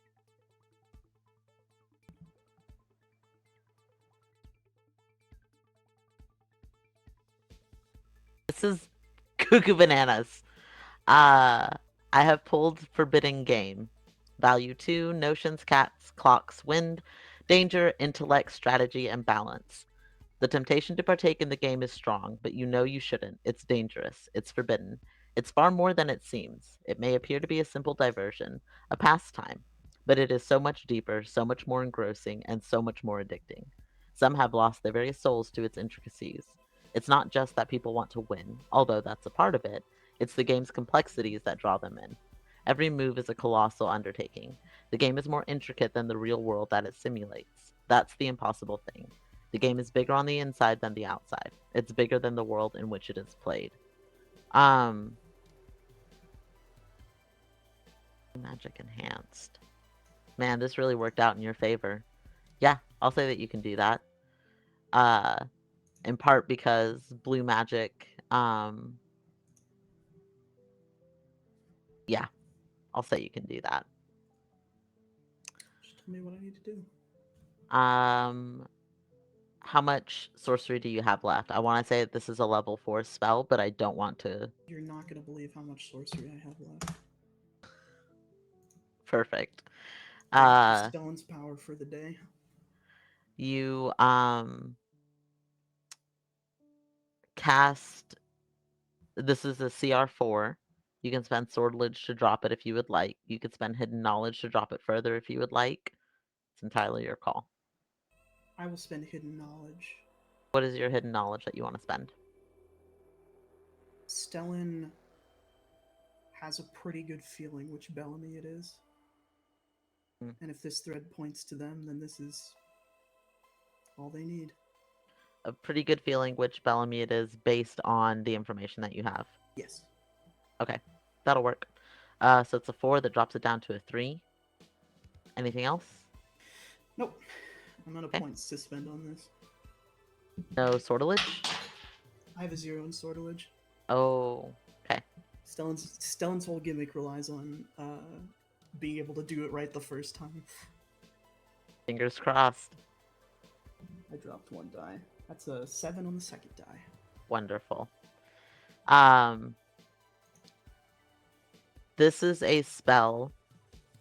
So what I will do is this is going to add on time that it takes you to complete the spell to be able to get to the pail. But you will be able to pick up the thread on the other side whenever you get there. Basically, Stellan, it's going to take a lot out of you to focus your attention on both finishing this spell and holding on to this thread on behalf of Bellamy. It's taken most of my concentration to pry this spell back from what's her name, but it's there, and we can follow it when we get there. Thank you. Don't thank me yet. Stellan will turn around, pick up the hand, and tuck it into their overcoat, and will turn to the remaining 3 of them. Soiree at my house? Contract negotiation is very exhilarating.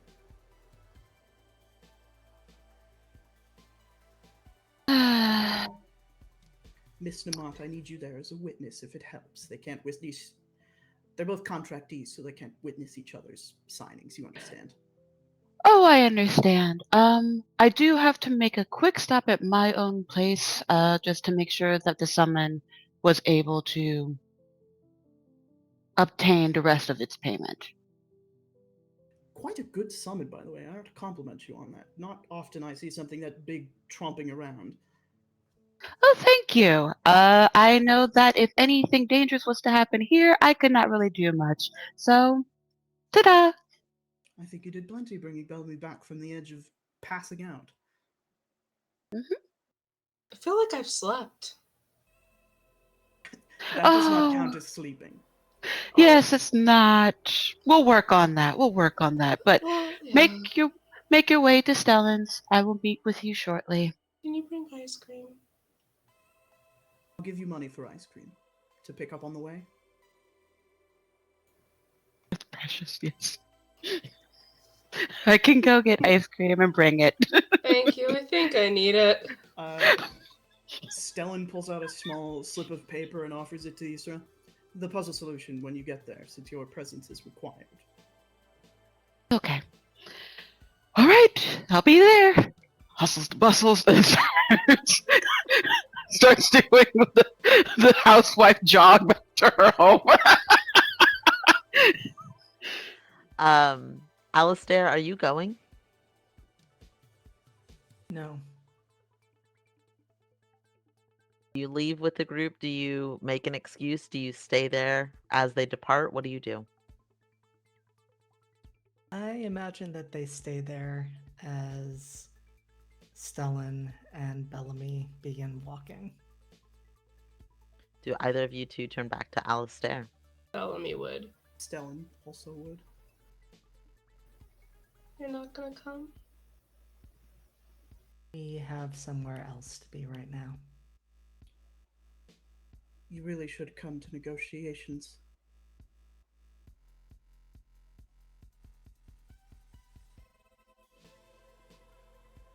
We need time to think.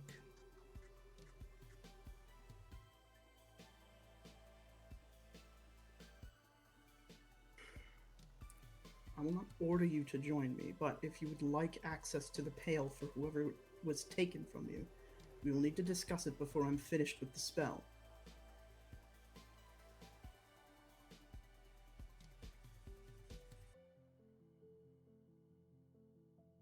Understood. And try to remember what you watched me do here today. It's all going to be part of your training.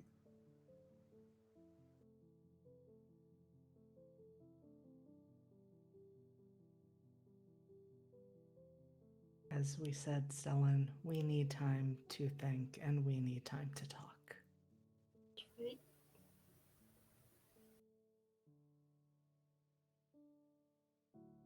We made a deal with Stellan.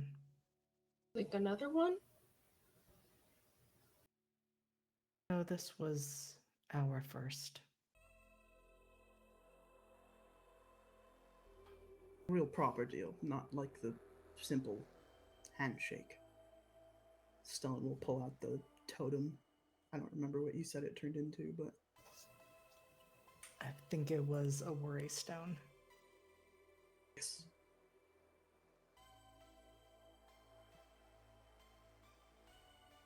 Stellan, can I have a second with Alistair really quick? Of course. Just I'll be wanna here. walk over, lower her voice, because clear that Alistair doesn't want to be with Stellan right now. Are you gonna be okay? All of you? We hope so.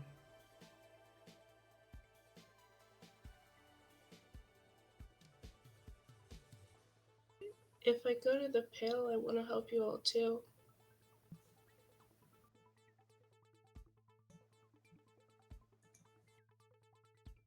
You're determined to go there, aren't you? I have to.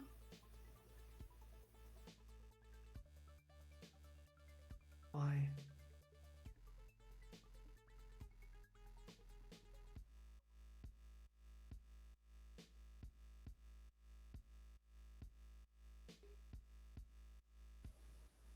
Because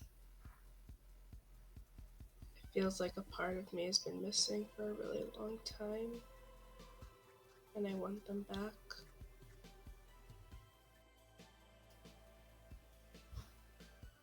And you can find them there. You're never alone, right? No. But you used to be. We think so. We're not entirely sure. I was alone for so many years. And then I wasn't. And now I am again. And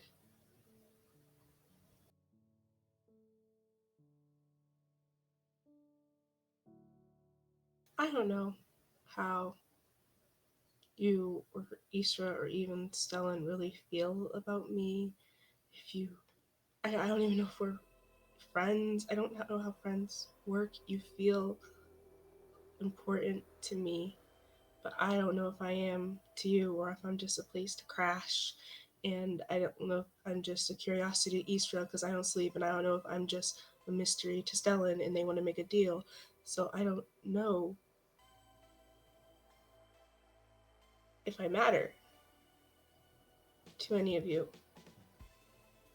And there was one person that I ever mattered to.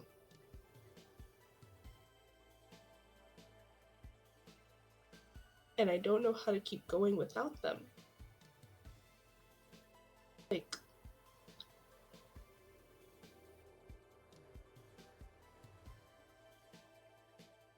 and they aren't supposed to be gone. That's the worst part. Stellan was wrong. I don't feel guilty. I feel pissed. Because someone tried to take me out and they took them instead. I'm pissed that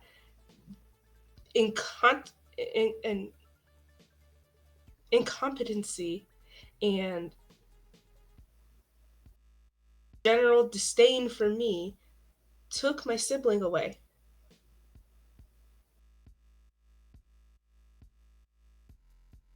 I don't feel guilty. I feel a hole where the best part of me used to be. I just want them back.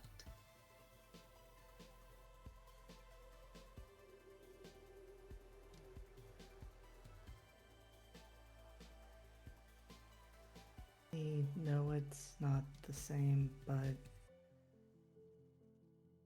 I know what it's like to feel that absence.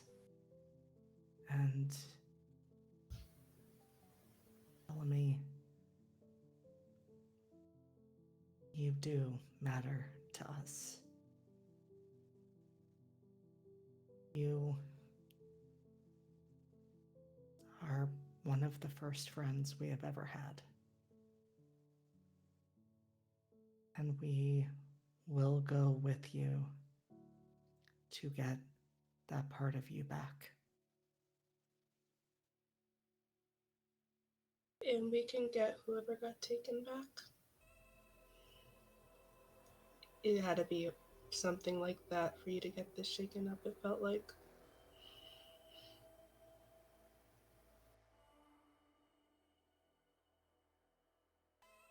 We would like to find what was taken from both of us.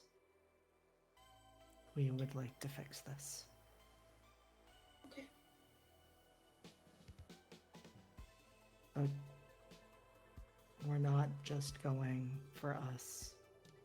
We are going for you too because you matter. And that person you lost matters as well because they matter to you. Thank you. Alistair will hug Bellamy. Oh, She good. was The Bellamy wanted to hug Alistair. She's gonna hug and she's gonna like wipe away tears as she pulls away. She goes, I'm gonna put your ice cream in the freezer. Y'all take the time you need. We won't take too long. We understand that time is of the essence. I don't know if I can do this, Can. I don't know how magic works in this game. I just do shit based off of vibes. Which really fits with apostate, it feels like. It's true. Candace has like these little, like the whole thing is she has like crocheted flowers that are kind of magical and real. Mhm. Can I have Candace grow a flower and I pluck it off and give it to Alistair as like a panic button? Hell yeah. Oh wait, do I still have? I still have the flowers. 'Cause You I was do still have the carrying them. flowers. Yes. Is this from last I have- session? I have this bizarre package. I totally forgot about the flowers. I Um, did too. Alistair visited the flower shop and has this very strange collection of flowers right now. I totally forgot about that. I got trade. Yeah, I'm imagining that you have Candace grow a flower as Alistair is like grabbing those flowers to exchange with you. And these are not full grown flowers. So these are those smaller ones to use to learn how to braid crowns and bracelets and things with, but learn how to do flower braiding.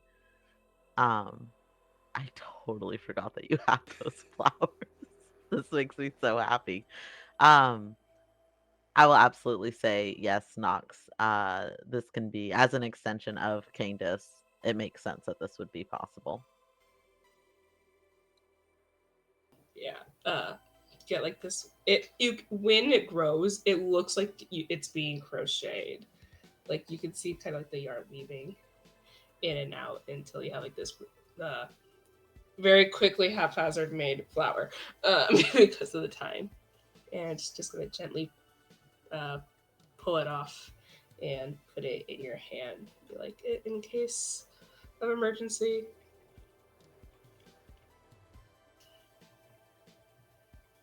In case of emergency, eat it. No, it's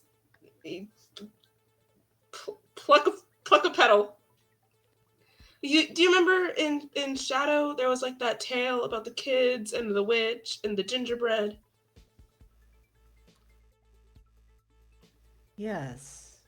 Okay. Yes, that does sound familiar. Just start plucking petals and run, and I'll find the petals. I'll be able to find the petals and follow you. The petals will let me know. We will do that and here, and they hold up some of the flowers that they had. Do I eat these? No, you braid them. You make crowns and bracelets out of them. Oh, I love flower crowns. We have never made one. We don't think. Oh, we have to make one. I feel like Stellan's probably gonna get paid. Do you think Stellan would? They can wait. Well, I can't wait. Actually, okay, yeah. So, in case of emergency, braid the flowers. Yes, yes. Okay, so don't just braid right now. Braid in emergency. You know, braid when it feels right to you. Okay. Okay. I'm gonna give Alistair a hug again really quick. These poor touch deprived, flower eating, ice cream wanting little babies that I just want to put in my pocket and protect. And then a hand comes from the sky. Alistair, where are you headed?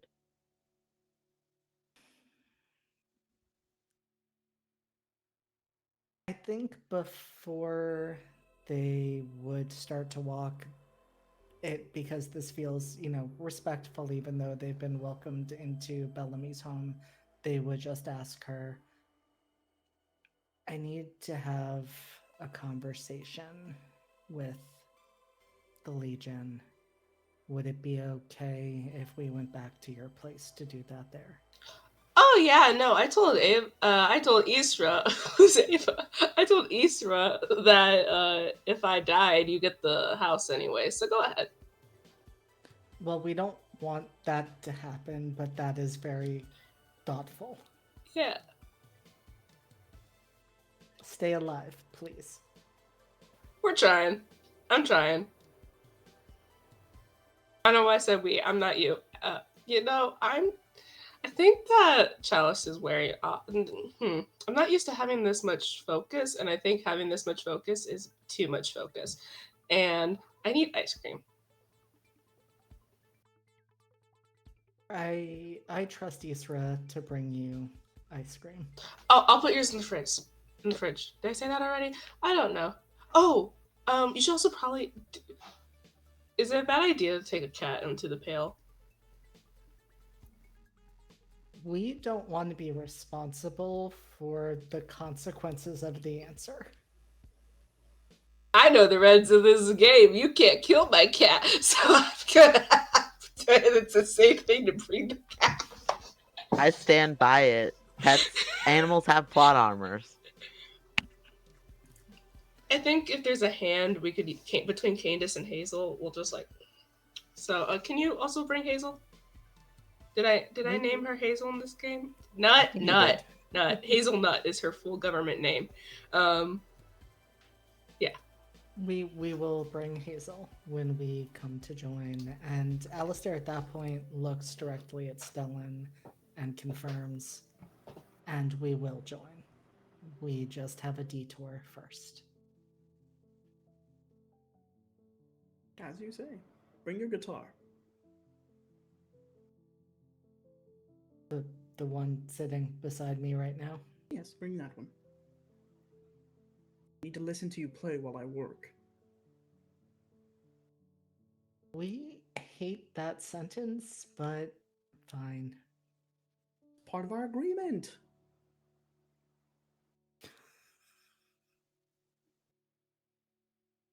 You could bring the cat into my house as well if we're just going straight from my place to the pail, which, fine.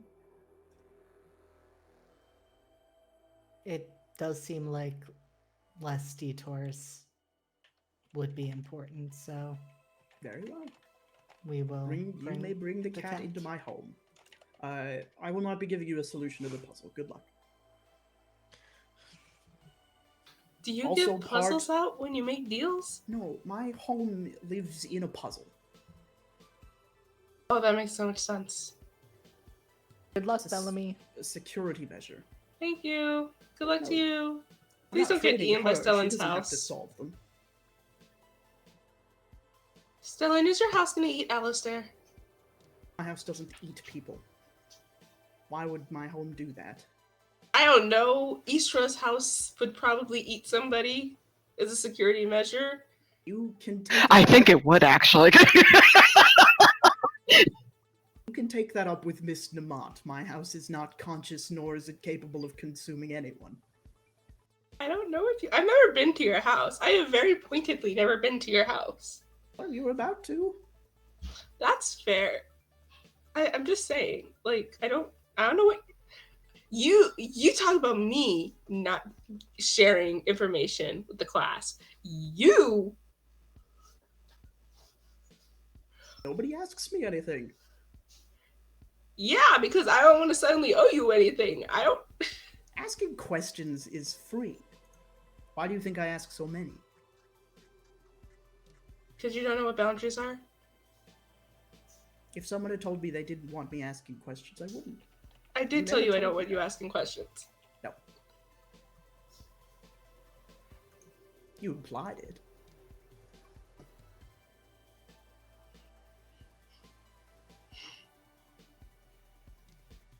Come on, is the time of your essence come? Let's go. Yep. It's not of my essence. I'm not Where's too pressed Carter? about this. Sent him out for errands. I don't know. Oh, okay.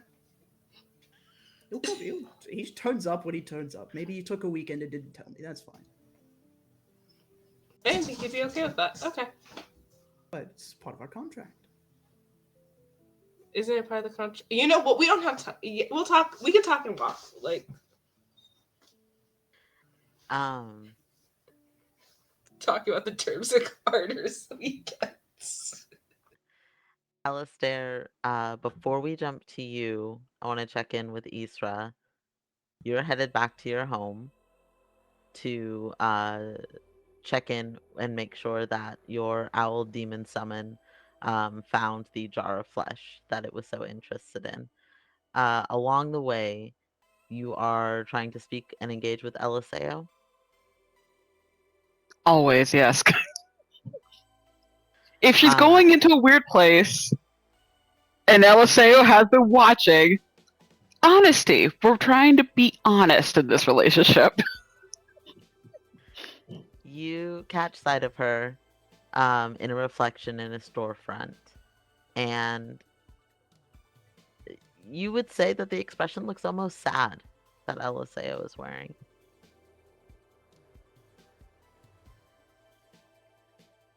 Is something wrong? You look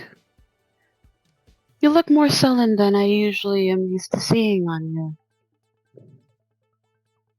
You're going to follow them into the Pale, aren't you? Well, they're my friends, and I would like to help them. I've been helping them with their arcs so far. I must continue.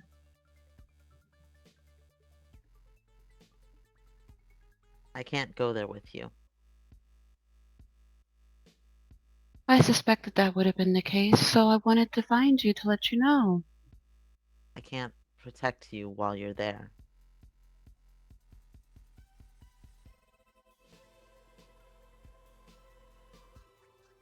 I will be with others. I know I'm not the strongest, but what I'm able to do will better them. And through bettering them, they can help me. I know I'll be fine. Eliseo kind of takes a step to one side, and you can see your own reflection in the window front. And Eliseo reaches a hand out to your reflection and kind of gently brushes your cheek and just says, Okay. please come back to me. I always have so far. I don't plan on stopping now. Your optimism will never cease to amaze me, darling.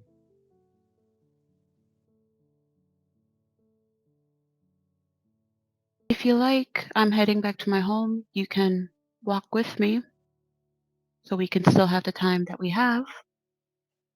I would enjoy that, and perhaps there is a dream to show you before you go, if the time permits. Exciting.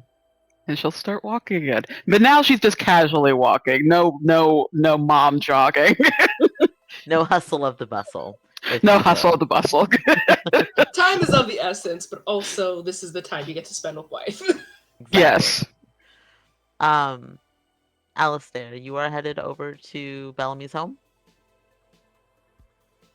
Yep. You get there uneventfully. You have the home to yourself. What do you do? Alistair goes to make a cup of tea because that is something they have learned from Bellamy. And then takes a seat on the couch that they usually sleep on and takes a few moments to savor the taste of the tea and just take a moment for themselves. And then speaks to the Legion. You said that wasn't a good place to be having this conversation. We're in a private place now. I didn't expect you would corner us so quickly. Extar hasn't even had a chance to breathe yet. And that prevents you from answering questions. On the contrary, you've probably picked the best time.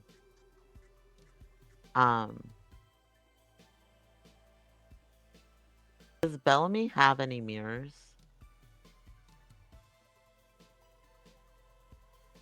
Bellamy would have you would notice that the room that Bellamy goes in often don't have mirrors.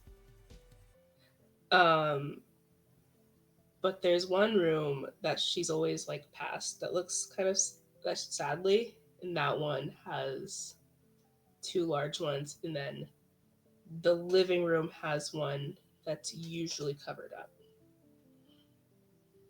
Duasis would simply say, let's go find a mirror.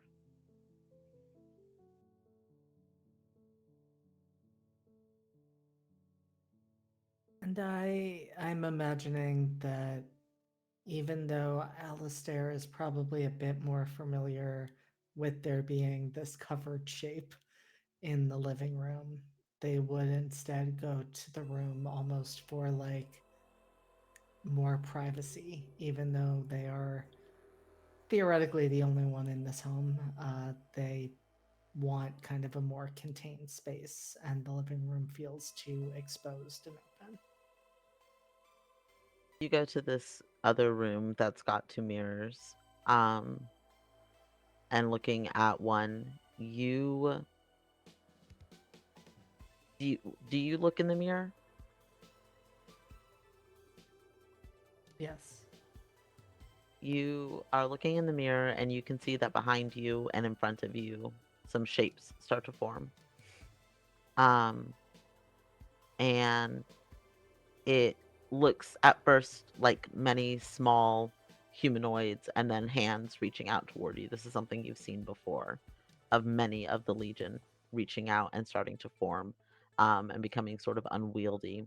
And in your mind, Duasis just says, enough of that. And everything disappears. And there is one entity standing in front of you now. And in your mind and also externally, you hear Duasis say, this is perhaps the first time we're meeting face to face. You could have done this the entire time? Things work better for me if you are not aware of all of my secrets, Alistair. You have to understand that.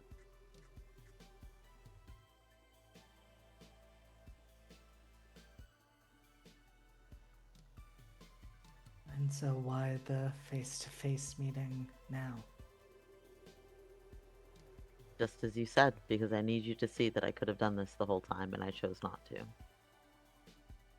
I need you to see that the rest of the Legion answers to me.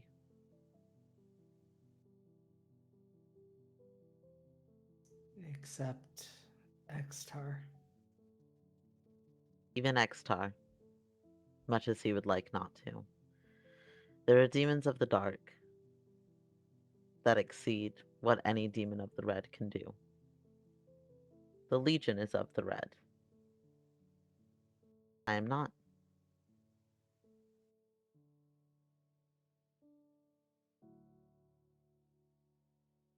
What are you? Ideally, one of the enemies of the dark. One of the lords of the demons there. You've wanted to know for a long time how we found our way to you, Alistair. That was my doing.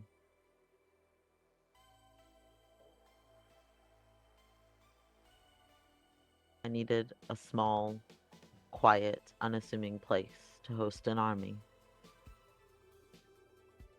For the plans that I have. And I found you.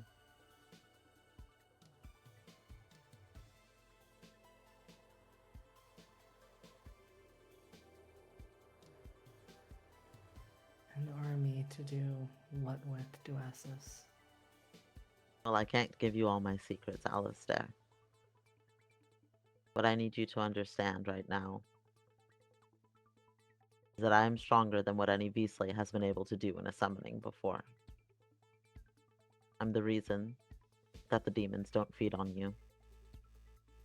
And I'm also the reason that we're here.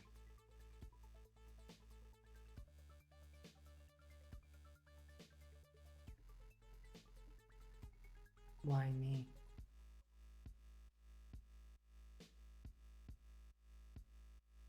Do you really want to know the answer to that? I wouldn't have asked it if I didn't.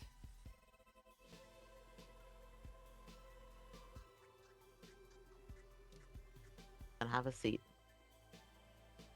I think this will take some time. And I think that that is an excellent place for us to close tonight's session. Huge thank you, as always, to my players for going along with all of this chaos and shenanigans. I have so much fun with this game. It is truly such a delight. It makes my heart so warm. I'm going to hand it over to my cast once more. We'll go in the same order that we did previously, following the overlay in a circle. So we'll start with Nox shortly. Let us know who you are and where we can find you, and plug any details that you would like to plug. Nox, I'll hand it over to you. Okie dokie. Hold on, I need to pull something up because I actually do have stuff. Hi everyone, my name is Nox Quiros. My pronouns are she, her, hers, and today I was Bellamy. Her name is Bellamy. Totally, her name is Bellamy, or you can call her Belle. That's actually close to her real name. You can find me on social media at Noxternal_7. I swear I remember that not Discord, that Twitter exists. I swear I remember that. But speaking of Twitter, right now I have up my Ko-Fi a goal because I've been having some health problems. Although I did just get on meds for seizures, yay!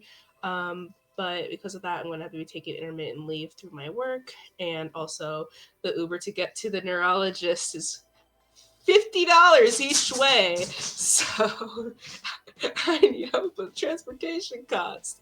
So if you'd like to commission me to crochet a dice bag, a tarot card holder, I'm gonna be putting up other things that I either am gonna be crocheting and just selling or things like that. You can check out my Ko-Fi and commission me there, or just message me and go, "Hey Nox, do you think you can make this?" And I'll let you know honestly, like, yes I can, or no I can't. But besides that, also, I contributed to a zine that's going to be coming out for free on Tuesday. Goth Hoblin zine number 3, Folk Horror, is coming out this Tuesday on itch.io. Like I said, it is free, and I got to contribute to not just one, but 2 pieces. And this is the second time I ever actually got to contribute to like a zine. I made a spell, I wrote some cryptid field notes. It's a fun time, so please go check that out because I like being able to write for things like that. Next, not this Monday, but the next Monday, you can find me over on Queensgate Chronicles, twitch.tv/Queensgate Chronicles, playing your resident, the other sad disabled plant lady trying to bring somebody back from the dead, Layla, as she deals with whatever the fuck is happening over there. It's fine. It's another horror game. I think that's the only thing I'm in before when do we come back? We will come back on October 26th. Okay, I have one more. God damn it, Hazel. Can you fucking chill? Sorry. And on the 19th of October, you can find me over on Singularity Roleplay at 2 p.m. Eastern Standard Time for a game of Country of Mist. It's going to be our first game where I don't know who will be playing. I haven't made my character yet, so I'm sure she'll be fine. And totally not another disabled plant lady. So figure out who the hell I'll be. I don't know. There.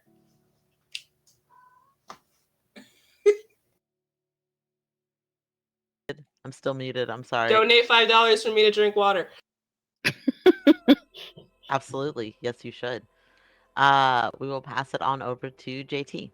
Or do you want to go last to close out the channel? I can also close out the channel because I know things. Do you So want it's to up to close you. out the channel? It doesn't matter to me. I'll go. Okay. I'll just plug the one thing I'm in outside of this channel, and then you can plug everything else. Okay. Hi, I'm JT. I'm at Widget on Twitter. I'm also at Entropy Emporium on Twitter and everywhere else because this is technically my channel. It's everybody's channel. We got a lot of really cool GMs here, and Kian will tell you about all the really, really fucking cool games we got going on.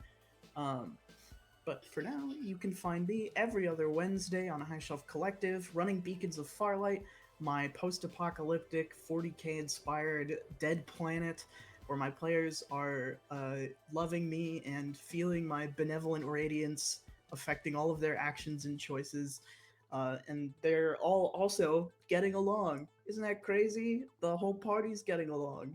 It's wonderful. There's no tension.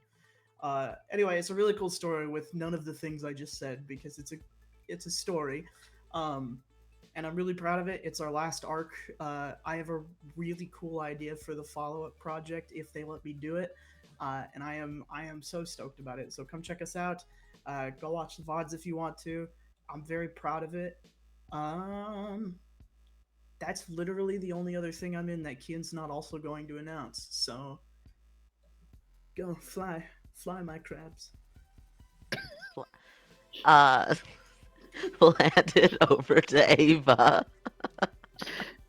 Hello, my darlings and dears. It's your Madam Ava here. You can find me anywhere at Madam Ava Couture. I'm still on Twitter. I'm sometimes on TikTok.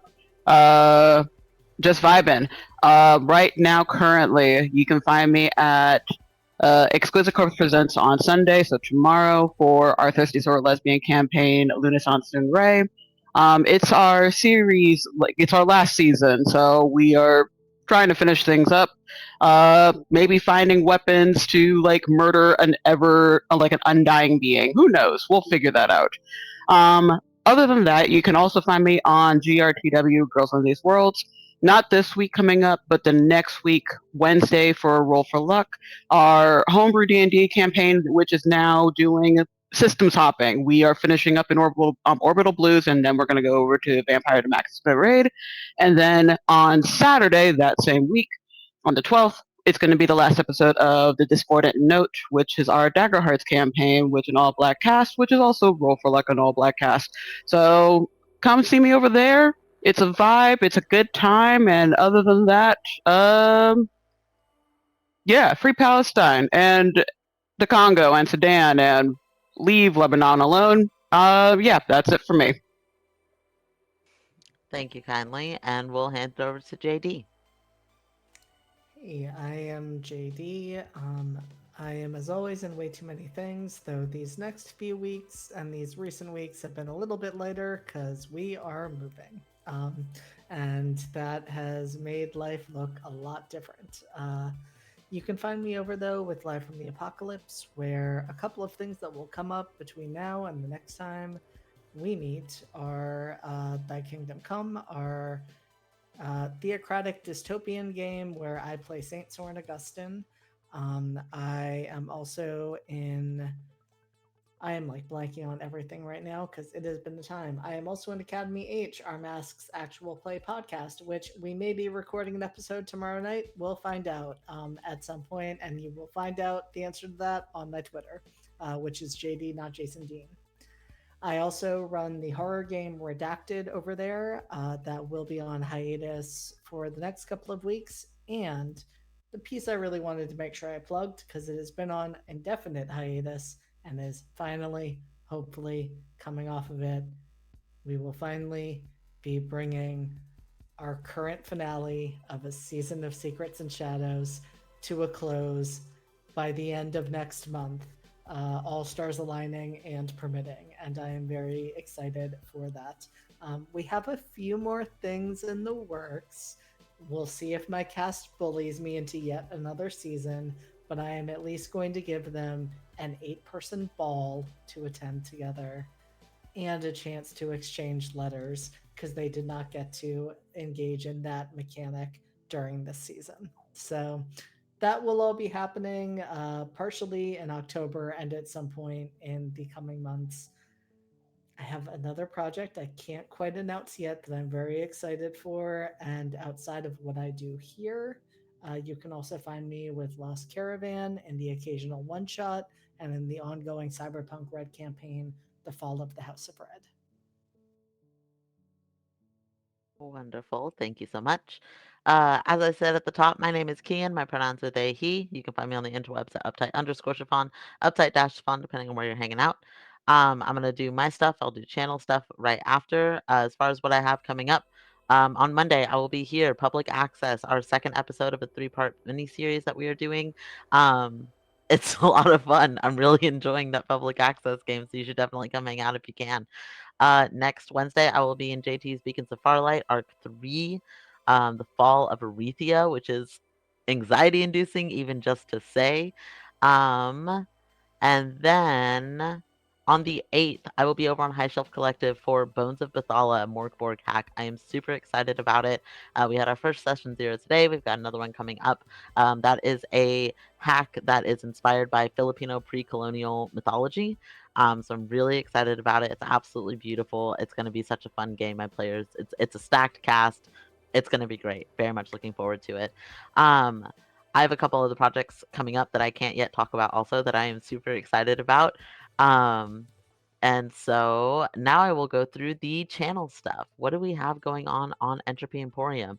As I said on Monday, we are going to be here for public access. Every other Tuesday is going to be our horror mask game that JD mentioned. They call us villains. Every other Thursday is going to be God Complex, our Neon Genesis um, Girl by Moonlight game.